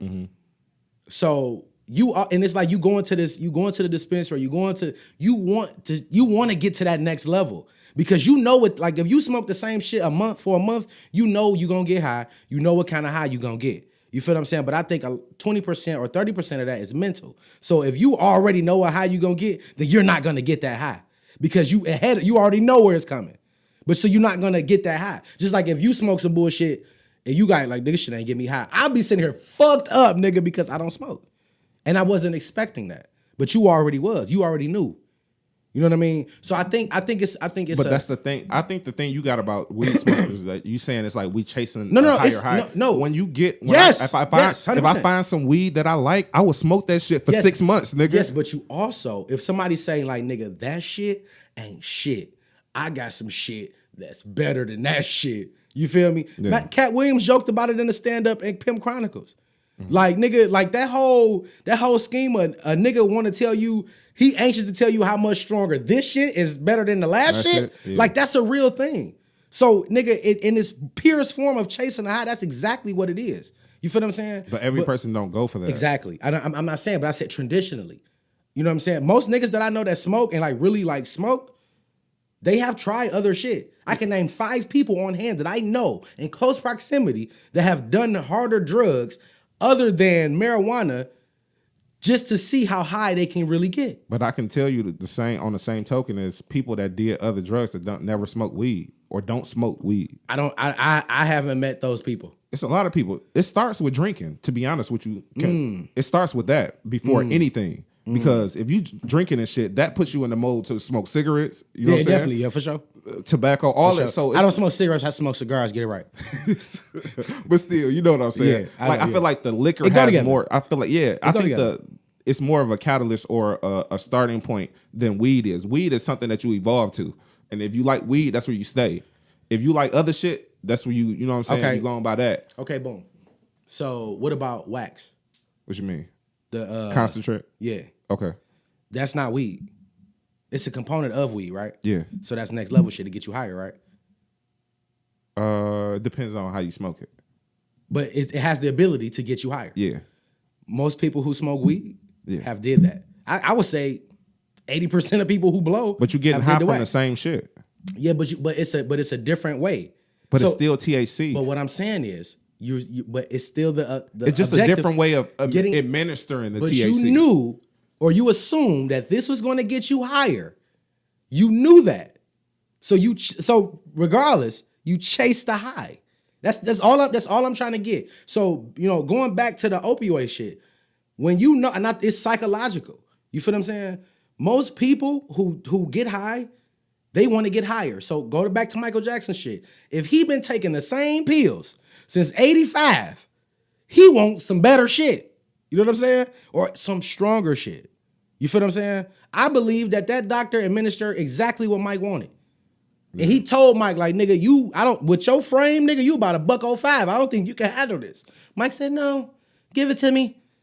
And nigga, that's the end result. I mean, it could have happened like that. You feel what I'm saying? Yeah. Like that's how I feel. But that's just assuming that Mike was an addict. Yeah. You know what I'm saying? That's assuming that he's been taking drugs for a long time. Or that's assuming that he had a problem with it. It could have been strictly medical. Exactly. But I do feel like we all have the desire to chase a higher high. You feel what I'm saying? Like I feel it doesn't even have to be drugs. Cause like I used to get high throwing money in a strip club. Like you ever got a buzz of doing something just, you know what I'm saying? Like it's like a drunk feeling. Yeah. That's a high. That's the same way as people, them daredevils. Mm-hmm. You know what I'm saying, nigga? They jump off a cliff. They want to jump off a mountain. They want to jump out of a plane that's over the mountain. Like they continuously chase a high. Yeah. Nobody is exempt from that. From weed smokers to cigarette smokers to alcohol, nobody is exempt. We all chasing a high. I'm just saying, you making it seem like it makes you go to another level of different drugs. That's what I'm saying. You saying it allows you. If you smoke weed, you smoking meth. You likely to smoke meth because you're gonna get tired of weed eventually, and you're gonna go to meth. That's what I'm trying to tell you. It's not like that. No. I'm just gonna smoke better weed. You're gonna smoke better weed, or you're gonna try some shit that's not necessarily weed. No, like when you keep saying like concentrated shit, that's technically weed. If you say edibles, that's technically weed. It's technically, but it's a different form. You're chasing a high. You just administering it different. It's not a different form. Okay. Have you ever drunk lean? Yeah. I have never. But again, I'm not a weed smoker. Most people, circumstances was different because I knew, like, that's what I'm trying to say. I was close to somebody who was selling it. So I'm looking at it. Bottom line, okay, but you also as a person that is. If I didn't smoke weed, I probably would have did it, and I would have probably tried it too. You a grumpy old man, meaning you're stuck in your ways. Yeah. So and everybody is not like that. You the kind of nigga that you smoke what you smoke. That's what you smoke. Or like who else said it? Cat Williams. If a nigga drink Hennessy, that's what he drink. You ain't got to ask the nigga. He'll take Remy as a backup. That's you. That's me. Yeah. I like what I like. Yeah. I'm not into trying a lot of shit. Yeah. You feel what I'm saying? But you're talking about the majority of the people. But the majority of the people who dibbles and dabbles in getting high, whether that be medicinal, whether that be jumping off a cliff, whether that be going shopping and spending it all, or gambling. Yeah. You feel what I'm saying? Yeah. They will continue that shit will go to the next level. And I got everybody, like I know somebody that has those issues. That is in my close proximity. Yeah. That would tell you, like, yes, nigga, I started shooting dice, went to the casino, and now I'm addicted. Yeah. You feel what I'm saying? Yeah, I'm not. And I bet it all because it's a high. I'm not talking about as far as like the addiction part is not right. I'm saying it's not a gateway to a different drug. So when you say, you can't say weed is a gateway to shit like coke and shit like that. It's not, bro. It's not, bro, because they don't even do the same shit to you. Nigga smoke 51s. What is that? It's a different way to administer it, nigga. If I'm smoking a blunt already, or I'm smoking a cigarette, nigga, niggas used to sprinkle it in cigarettes. Nigga. Oh yeah, that's not even a drug. Sprinkle what? Coke or weed? Coke, nigga. Oh, coke on the cigarette, inside the cigarette, and smoke that shit. Yeah. It's the same thing. Yeah. What I'm saying is, they just doing it on some lazy shit because they compartmentalizing everything. They like, nigga, if I'm smoking a blunt, here do some coke, I'm about to do it together. Exactly, bro. That's short this shit. But what I mean is, once you become comfortable with getting high in whatever aspect of life you get high, you're normally gonna try another way of getting high. Because we are people, we are creatures of habit. Like this is not my opinion. This is a fact. I just feel like you exclude. You don't like the word. You don't like gateway. No, I don't. I don't like gateway. You don't like gateway. I don't like you putting it like it's exclusively to weed though. Like you saying like weed is the. I didn't. I made many of examples. No, I'm saying like, I just I'm talking about as because it's a lot of people, bro. Like who use who the fuck was just talking about that shit? It's a lot of people, bro, who use. Matt Burns, for instance, when he just said, like, if I didn't smoke, I would have killed somebody. Yeah. You dig what I'm saying? So this is an individual that uses marijuana as a crippling tool. You feel what I'm saying? It's not a crippling tool. Bro, I feel like anything that you need, if you need it, it's crippling. Period. No, it's not. Period. It's a way of, okay, first off, weed is medical. Cocaine is not. Weed that grows from the ground is definitely from the earth. It has medicinal uses. Right. Period. So if I'm using this, if I have anxiety, instead of taking a motherfucking Xanax, right? If I smoke this blunt and it gets me the same way, right? And I'm not going through the opioids to do it, yeah, that's a better way of doing that. That's like doing it like drinking an herbal tea versus taking a pill. You get what I'm saying? So when you putting it like that, you making it seem like this is a fucking line on the table, and if I smoke this blunt, it's gonna make me want to get higher eventually. I'll take the word gateway out. Yeah, but you also say that you're an addict. Yeah, function addict. That's why I told you. Wait, how the fuck you can say addict, but I can't say gateway? I just agree with you when you said the addict part. I told you. Nigga, you said addict, but when I say addict, I associate addict with crack, nigga. That's the addict. So that's why I laugh, bitch. Like, because I would never say you're an addict. You can be an addict for anything. You can be an addict for gambling. You can be an addict. That's what I'm saying. I didn't say addict. You did. Why you gonna get mad at my junkie? I mean, my gateway. For you saying that's like me calling you a junkie, bitch. Like, what you mean? No, that's what I'm saying. When you say it's a gateway, nigga, you calling me a junkie? Like I'll be out here about to snort a line eventually. It's one of those words. It's not a gateway. It's one of those words, bro, that people just. It's like it's liquor touchy. as the gateway. That's more of a gateway than weed is. That's what I'm trying to tell you. It's not the gateway. Okay, I'll put it to you like this: people who drink. Now, I know everybody got their shit. Mm-hmm. But we've literally tried damn near everything on the market. Yeah. You feel what I'm saying? But our first drink was beer. Yeah. First thing I ever drunk was a beer. Yeah, me too. But because I enjoyed that high, I wanted to get, it was beer, alcohol was a gateway. You feel what I mean? But you got a lot of people who smoke but don't drink. You dig what I'm saying? You got a lot of people who drink that don't smoke. Right. Like you, nigga. Yes, but I've smoked before. But I've also did ecstasy. Yeah. Hell of a drug, by the way. Hell of a drug. It's a good drug. So what I'm saying is you more likely to do ecstasy again than you would do weed again. No, because I smoked weed earlier this year. Oh yeah, you did. You know what I'm saying? So as far as like with the weed shit, how can you put that? That's what I understand what you're saying. Like it makes you devolve. You would try. You would try in something. that genre. You know what I'm saying, bro? It's not like listen, I'm not saying that because you smoke weed, you're more likely to take a pill. to do meth. You said meth. That's an extreme drug. The reason why niggas don't go from weed to meth is because we see examples of what meth do. Yeah. Cocaine, for the most part, it's a cool ass drug. I ain't never really seen a nigga on some bullshit on coke other than always, nigga. You always see niggas, niggas twitching, niggas moving fast, niggas because they be energy, niggas nose bleeding, bro. That's not no coke, shit. Coke is a cool, socially it's a cool drug. Your heart beating fast as hell. Yeah. We don't do that. Like I think I did some coke before. By accident. It take two different type of people to do those drugs, I bro. thought I was gonna die. I think so. I don't know. I did some. I think it was in the weed. I ingested it indirectly by handling, like packaging. Yeah. You know what I'm saying? So when I you already, nigga, you a cokehead anyway, nigga. Gums itching, nigga. I'm like, bro, I'm like, what the fuck? So what I'm saying is that's not even those type of shit a weed smoker want to do. You know what I'm saying? So you had, but bottom line, I understand. But let's get back because we done tangent. But you right, but you wrong, bro. I think I'm right, but I'm righter. You right, but you wrong, bro. I don't think I'm wrong. It's not the gateway. You know what? Fuck it. It's not for you to decide. Let's let them decide. Yes, sir. All right. But I feel like people who, like Michael Jackson with the opioid shit, because that's some different shit, some shit that I don't really fuck with at all. So with the opioid shit, so they want another high. And I'm pretty, like, let's assume that Mike was high. He wanted to get higher.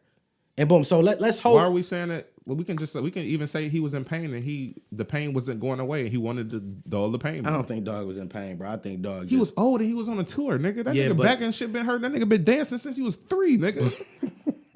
Like, come on, bro. This nigga, he was tired, nigga. I love Mike. He was dragging himself through that shit, bro. And he probably was doping himself up just to get up in the morning.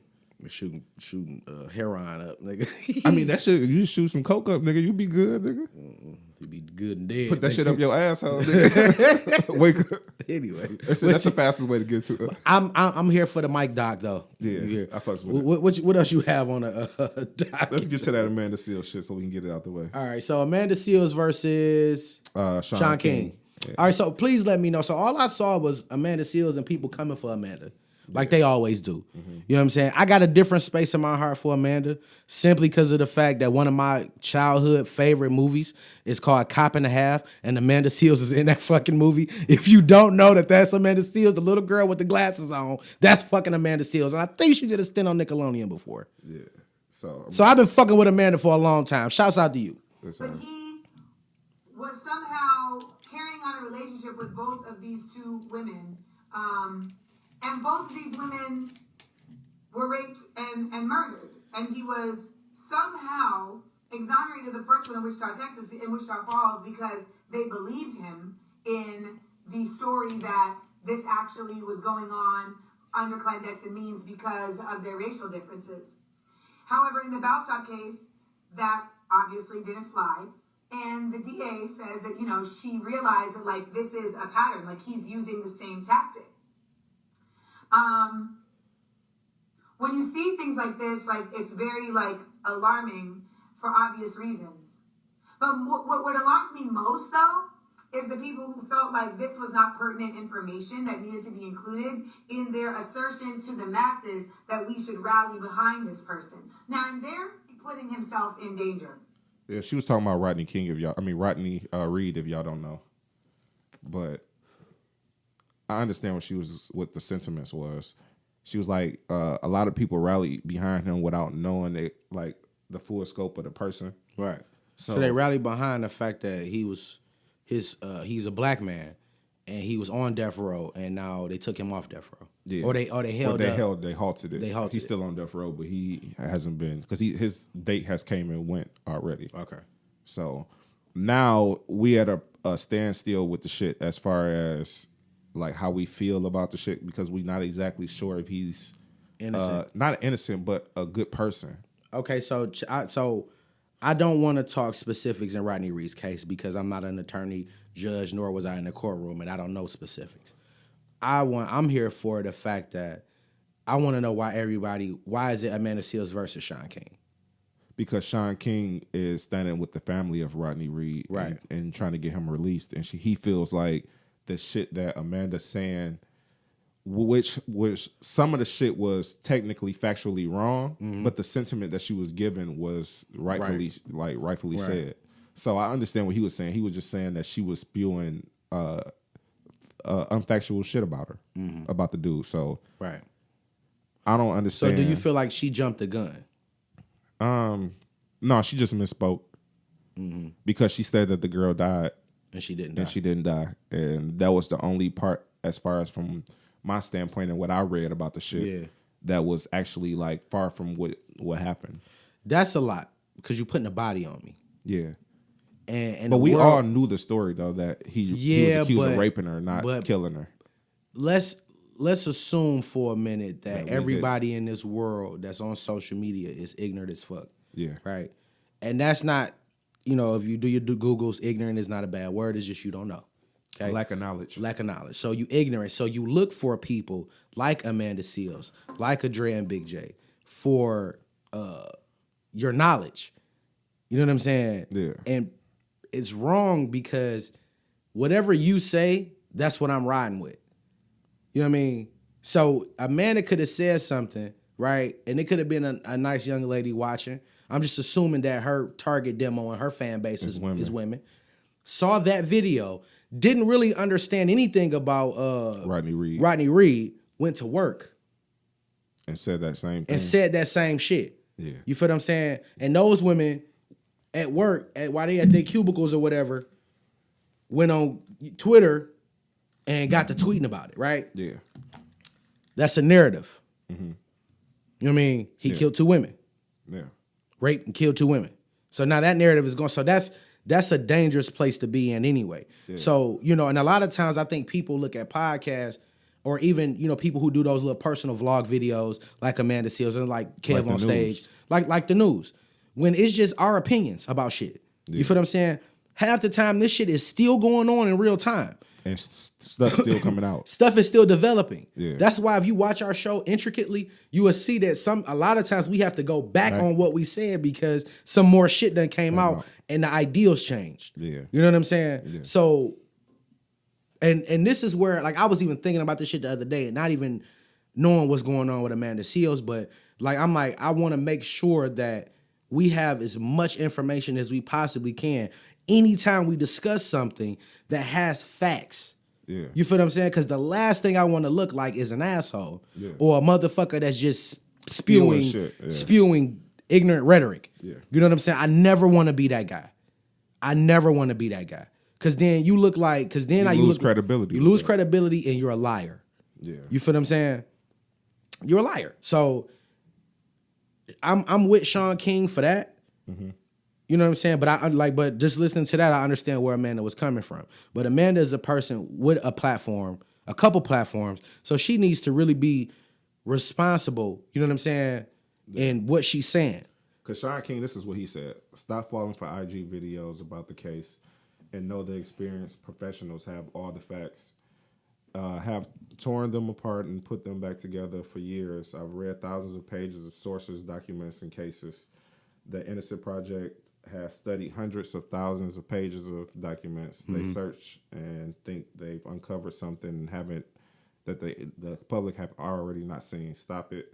It's basically saying that niggas don't know what the fuck they talking about as far pretty as much like with the cases. Because we live in a society that you don't do the research. Social media can sway a jury and a judge. Yeah. You know what I'm saying? Strictly because you don't want backlash. You don't want a billion people. You don't want to be trending in a negative light. Yeah. You know what I mean? So you got to be careful. That's why, like, I don't, like, it's cool to have our opinions about shit like this. Mm-hmm. Like, it's perfectly fine. But I refuse to talk about some shit that I really don't know about. I'm not doing that no more. I just feel like as far as with this shit, it's hard to have a concise thought, like, after watching all of the documentaries about it, reading papers like he was mm-hmm. saying that he was reading, like after reading all of that stuff, not having maybe a thought in your head that he could have did it. Because there was so much evidence piling up against him that he could have did it. Right. He was in the right places at the right time. Mm-hmm. And for all those circumstances to be he in the wrong place at the wrong time would mean, like, nigga, it's rare that happens. For it to happen twice. But I no, 3 times. You get what I'm saying? Oh, it's 3 times. It's 3 times. It's 2 prior cases before this case. Right. So which he was acquitted for, right? He was acquitted for. One wasn't when he was in high school. One when he was in between that time and now. Okay. You get what I'm saying? So it's like, is it the same? It shows a pattern because right. it's sexual. Him being accused of sexual assault. But it's also, is it rape or sexual assault? The first 2 was sexual assault. This one is rape. It's murder. Murder. So okay. So boom. So I feel like that when you catch a case the first time, it's like breaking a leg. Yeah. That leg will never be the same. You more liable to break that leg again. You feel what I'm saying? I feel like when you catch a case, it's a slippery slope. You more along the lines to get accused of the same shit again, especially when it's sexual assault.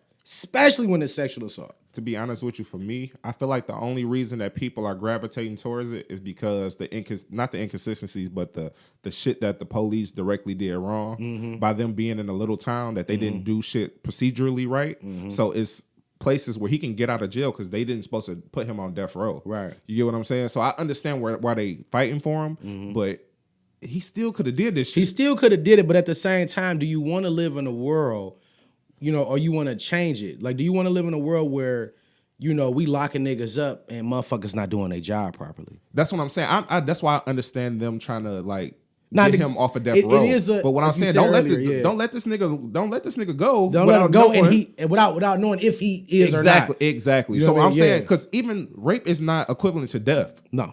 It's in no way, shape, or form. So I understand why taking him off of death row. Yeah. But what I'm saying is, don't exonerate this nigga completely, and we're not sure exactly. Nah, do your due diligence. Exactly. We just know that y'all was wrong and put him in this position because y'all didn't do y'all due diligence. Because they didn't even go see the spot where she was last supposed to be known seen, mm-hmm. which is her crib. They didn't even go to her house that night. So if you want to go see, that's a crime scene. Yeah, her husband had access. He's the first person that's on the list of suspects because the person that's closest to you, is normally the person that could have did it. Yeah. So now y'all didn't even go check to see what he did that night, as far as in the house. Right. So if he killed her and took her somewhere else, he could have got rid of all that shit because y'all didn't know or go there until 2 days later. Right. So what I'm saying is that's all the way. That's what will get him exonerated. Exactly. So I think just by law, That's why he would be exonerated. But nobody knows if he really did this shit or not. And the law he got to do is say I didn't, and it's nobody else to say he did. You didn't probably go get evidence. You didn't check the crime scene to make sure. Yeah. So it's is it plausible deniability? Yeah. Plausible deniability. That shit will end the whole trial. And then the murder where they found the body was supposedly, I mean, that was one of the areas where he supposedly raped the girl before. Mm-hmm. So it was like maybe like a couple But isn't that something that an officer would know? What you mean? Well, isn't that something like let's take into the fact that a police officer is her husband. Yeah. Who got information like that. Oh, yeah. And he can know, like, no. That's what I'm saying. I feel like I feel like it could be either one of them. Yeah. But it's so much evidence against both of them, you really don't know who the fuck did it. It could be either one of them. Plausible deniability. No, I don't want a rapist, killer, nigga out on the street. But at the same time, like, nigga, do your fucking job. And then you did shit with like this wouldn't happen. Yeah. You know what I'm saying? Yeah, I mean, that's what I'm saying. That's why I understand them trying to get him off death row. Yeah. But I'm saying we not about to, like, I'm not about to get behind this nigga like, oh no. Like this nigga is I don't know if you did certified and he need to be free. Nigga, I don't know. I just feel like he need to be off death row. Yeah, he need to be off death row. I feel like he need to be released? No, I feel like y'all need to investigate. Yeah. And reopen his trial. Because at that time they didn't have proper DNA tests. So you can rearrest him for rape and murder, but you have to prove that he's guilty. Yeah. Without a shadow of a doubt. Mm-hmm. You feel me? But it's a lot of doubt. And it's been time, right? Mm-hmm. So it's no way you can prove that he did it or not. Only way, I mean, with the good thing Unless about that, the only good thing about that is they took a lot of like her body and shit and the DNA they were supposed to. Yeah. So they still have that now, so they can put it through the processes that they use now to try to get it. So it's possible. We just gotta wait on it. I feel like we jumping the gun on supporting this nigga as far as like saying he didn't do it. We could say that he need to be off death row, so I understand that. But to say that he's innocent, we can't say that right now because we don't. The evidence ain't even all the way out yet to know all the way. We just got the evidence from prior, and that was when the technology wasn't even there to like properly decipher what was going on. How old is the case? I think it was in the 80s it was like in the 80s or 70s. Man, that nigga ain't the girl husband in jail for rape and shit? He had raped a prostitute. So he a nigga with a history of actually raping somebody. Yeah.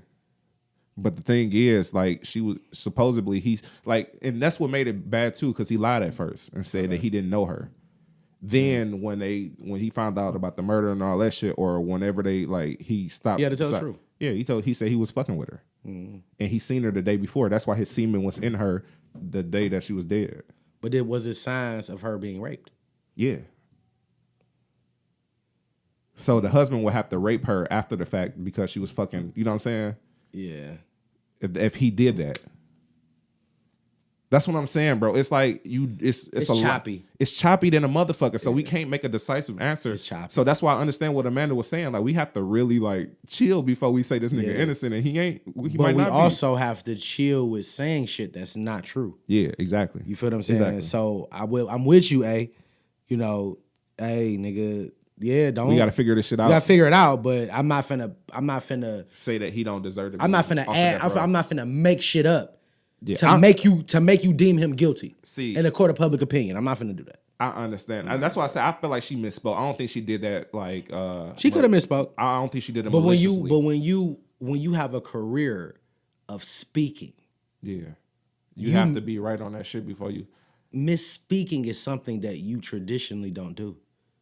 Because I watch Amanda and I listen to her. Yeah. This is an educated woman who will fucking talk, not miss shit, pronounce shit the way it's supposed to be pronounced. So the fact that you misspoke, I feel like that's bullshit. I don't think she misspoke. I don't think she misspoke. Is that I did a video where I said, I apologize. I did not research this as thoroughly as I needed to. I think that it's so scary when I see the comments that people say, because I wonder, like, how do you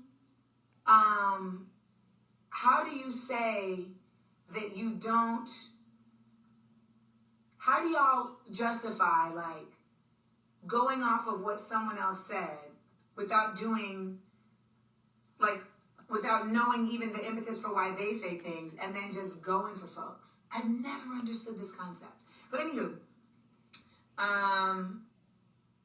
the irony of this. Yeah.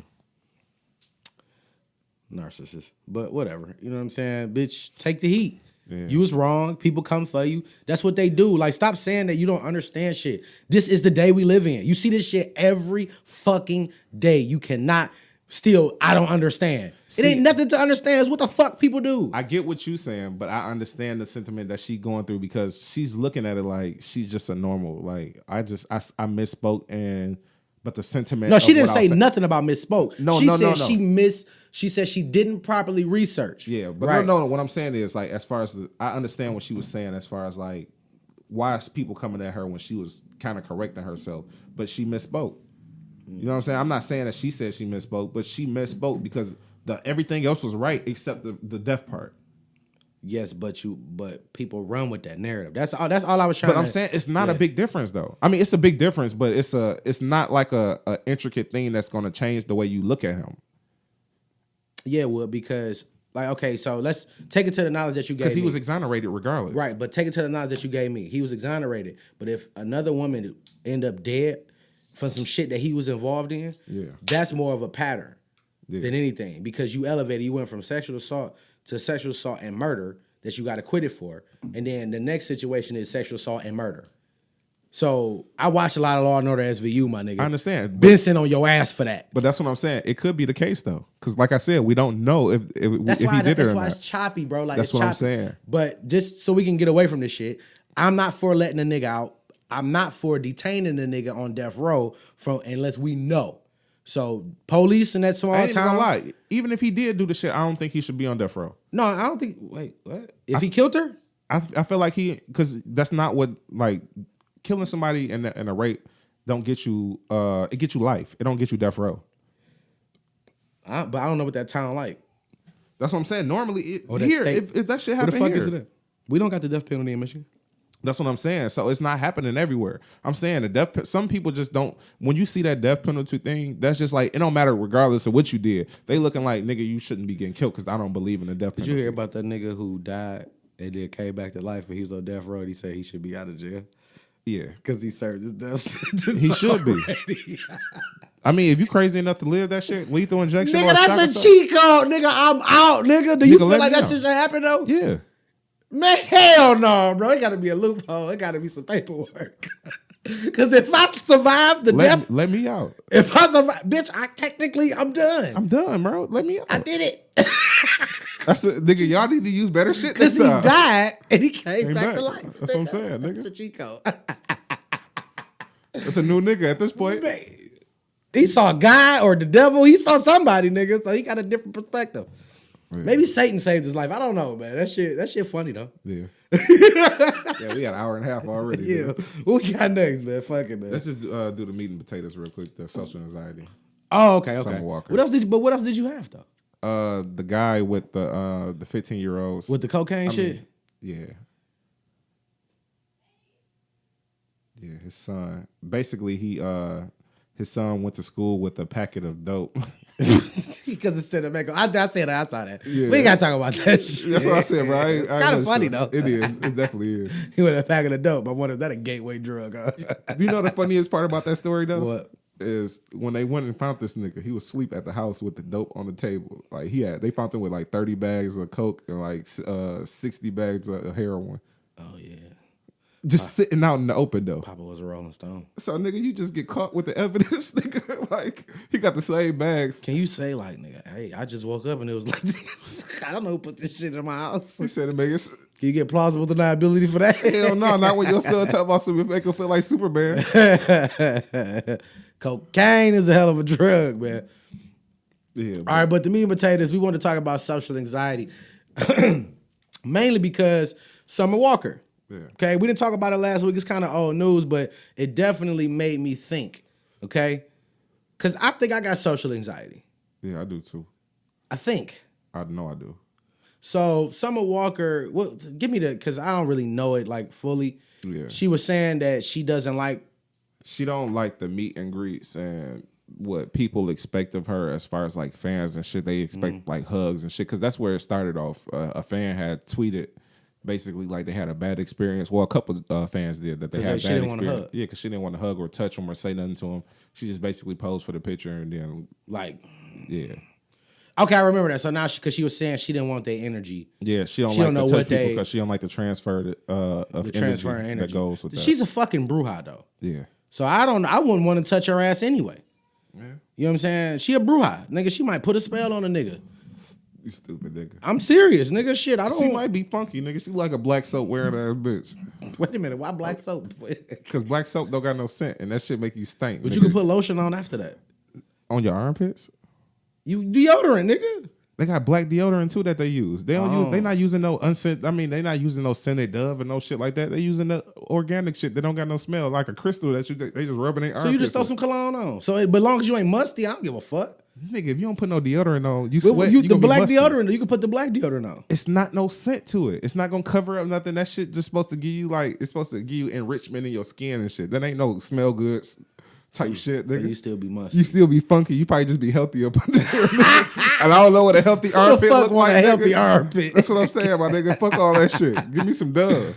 All right, I would have smelled like baby powder, nigga. All right, so Summer Walker. So just to think about it, like I want to bust it down, like for one. All right. She don't have none of these celebrities have to hug you, my nigga.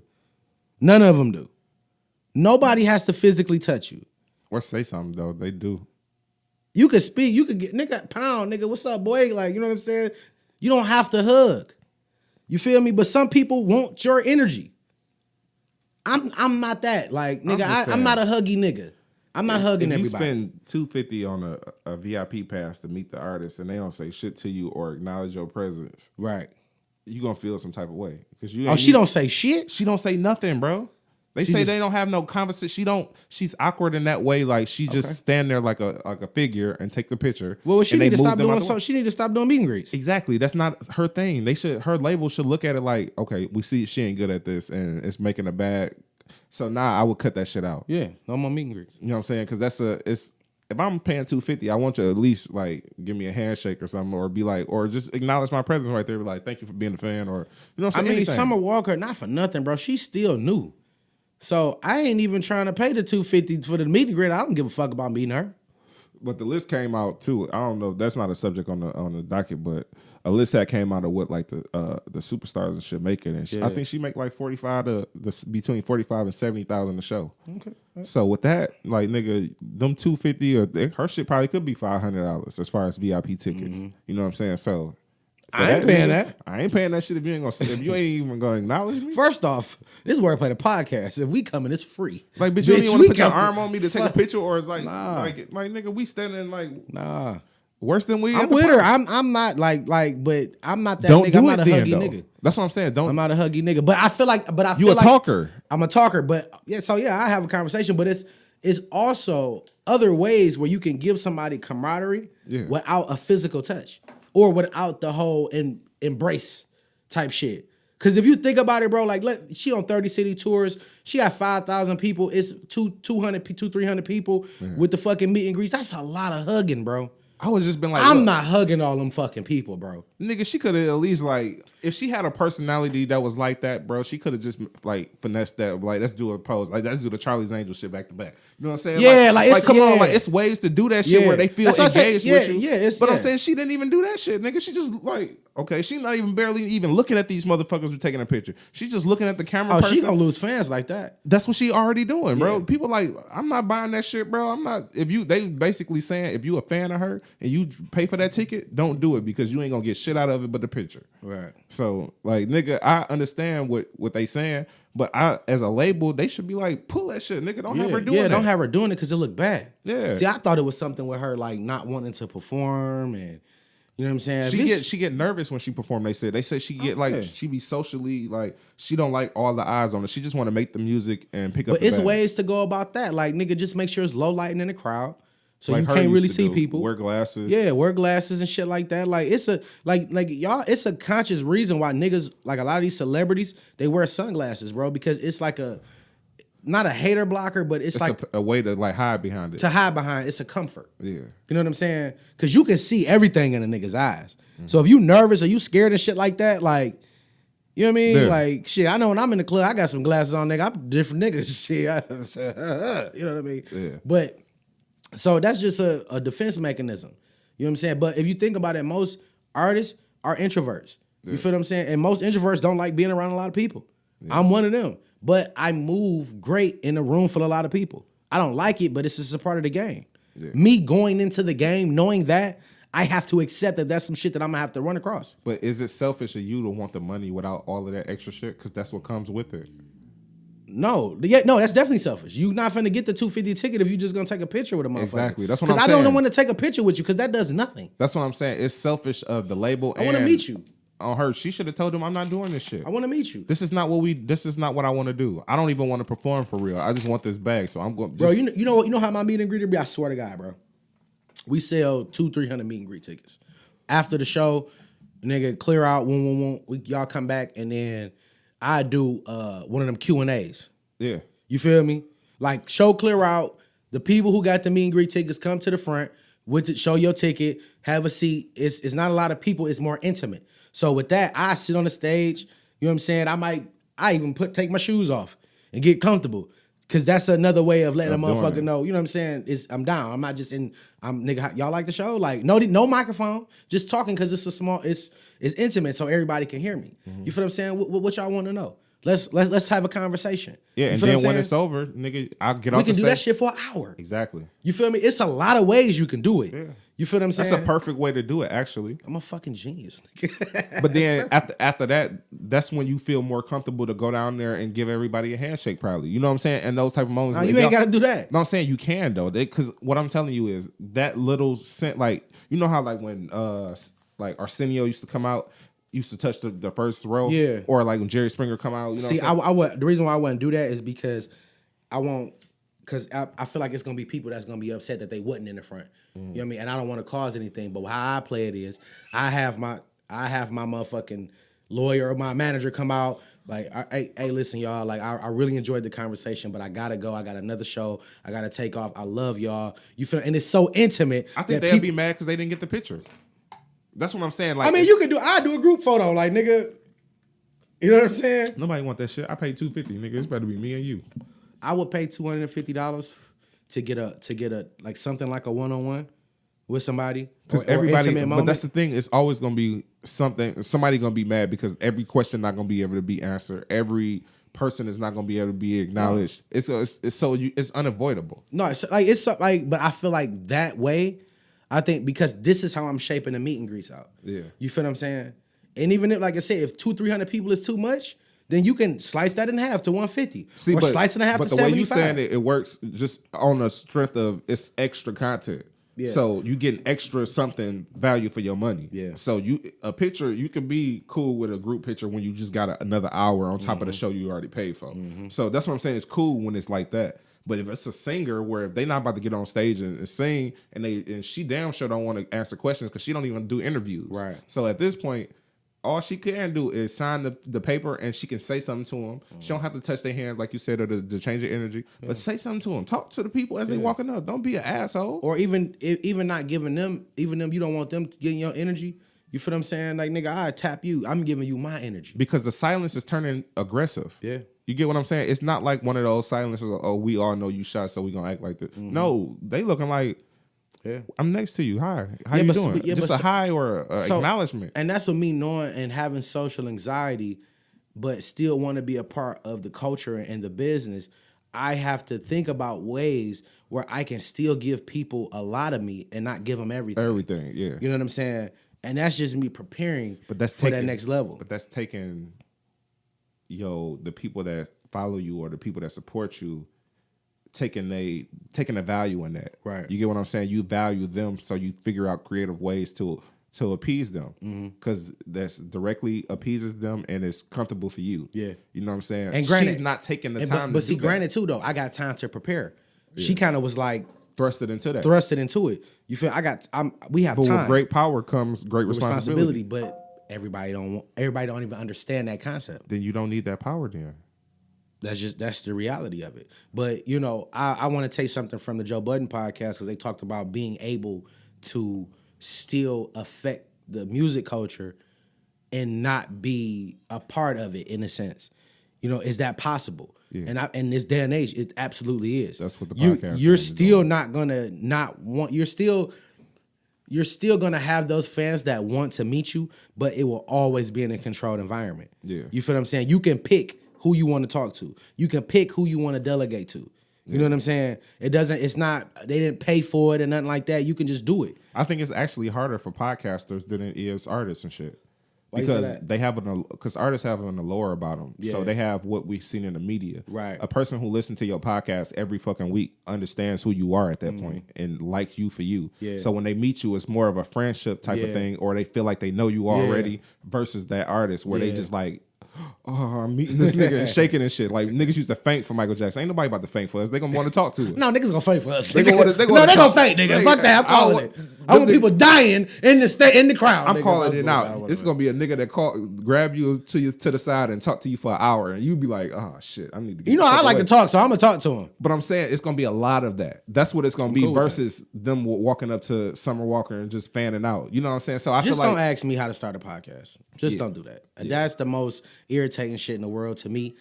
Cause bitch, I just did it. We just did it. It's a lot of YouTube videos. It's a lot of YouTube videos. Get you a mic and some shit and figure out what the fuck you gonna talk about and then talk. Yeah. You feel what I'm saying? Research.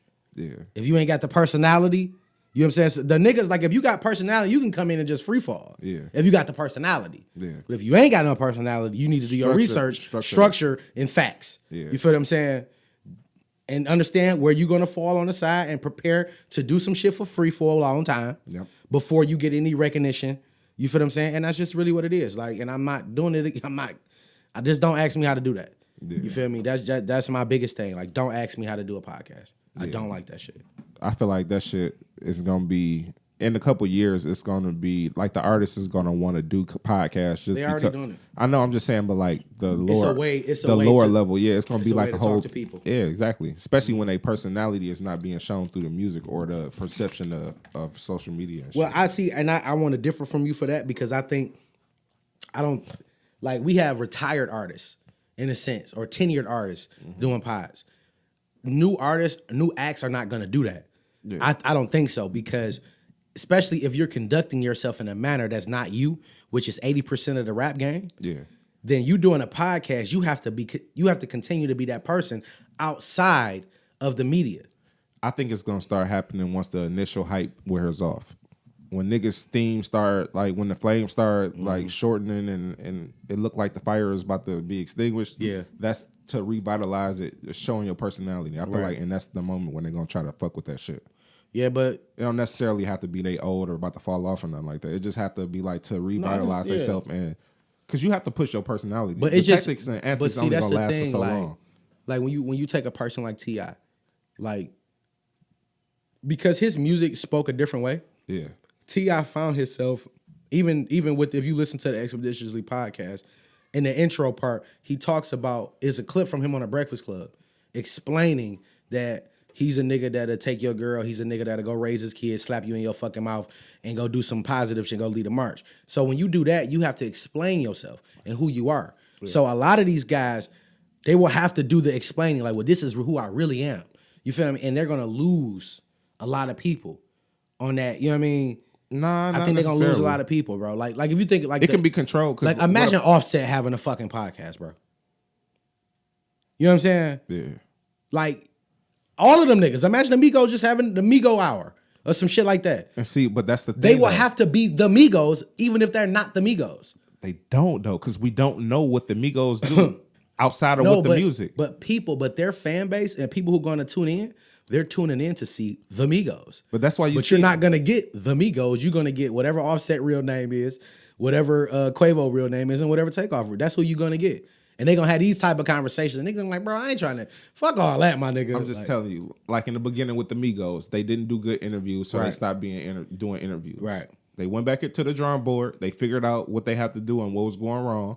Now they do interviews now. Now they doing GQ pop-ups where they pulling out the shit out their bags, all that shit. So now they have to show their personalities. Right. What I'm saying is, it don't have to happen in the form of a podcast, but it's going to evolve into a part where they going on to this YouTube journey, which is basically everybody's calling their shit podcast. Right. When it just is a show. You know what I'm saying? So in that moment, I feel like everybody's gonna end up doing that shit because you have to cater or basically get that core satisfied because everybody else is gonna fall in line on either side. They're not gonna like you or they're gonna like you. Right. But your core is what's gonna make you survive through all these times and ages and shit. So with that shit, you have to go to that YouTube, that podcast, that blog type shit.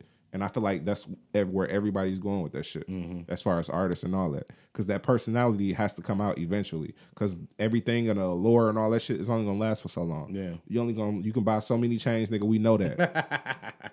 Grills, we know that. Clothes, we know that. But who is you? But then I look at too, like, I feel like podcast is an interview every week. It's one of some podcasts. No, I like just period because it's our opinion. So when you get when people interview, you saying this interview of the person who's conducting the podcast? Exactly. Okay. You know what I'm saying? Yeah. Like these people watch us to see what we think and how we think about certain issues. Yeah, I see. So when you doing that, like, so you know, in that game, like good press, I mean, good and bad press is good press, right? Yeah. But you try to tend to like it's controlled. You normally only do it, when you're doing an album run or you got something going on, that type of shit. So to hear from you every week, you have more time to make mistakes. It's allotted for us to make mistakes because we're not artists. Yeah, you feel what I'm saying? If they say something wrong, they can never sell another album ever.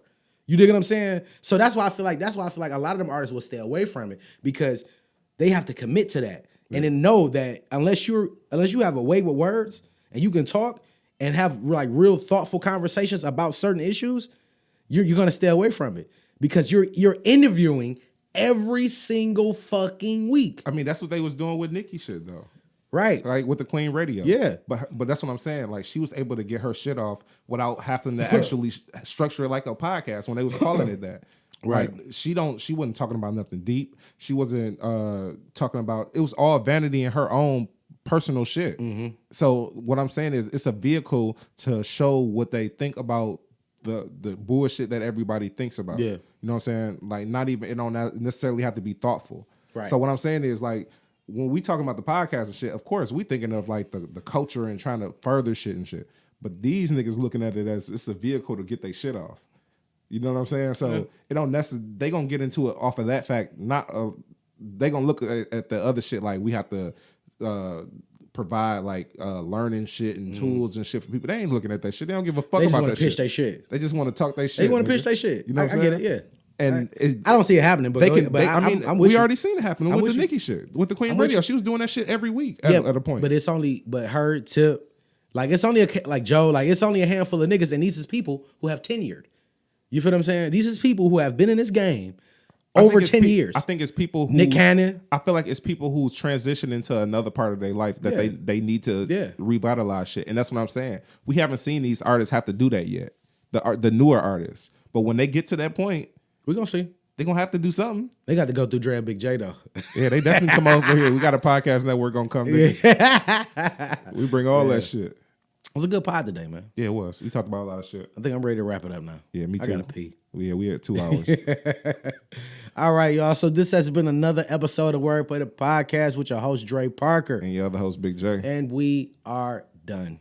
Yes. Episode 89. 88. 88. Yeah, you're right. 88. We out. So we got a lot of them, man. Shit. We out here. What you mean? This wordplay. This ain't to make friends.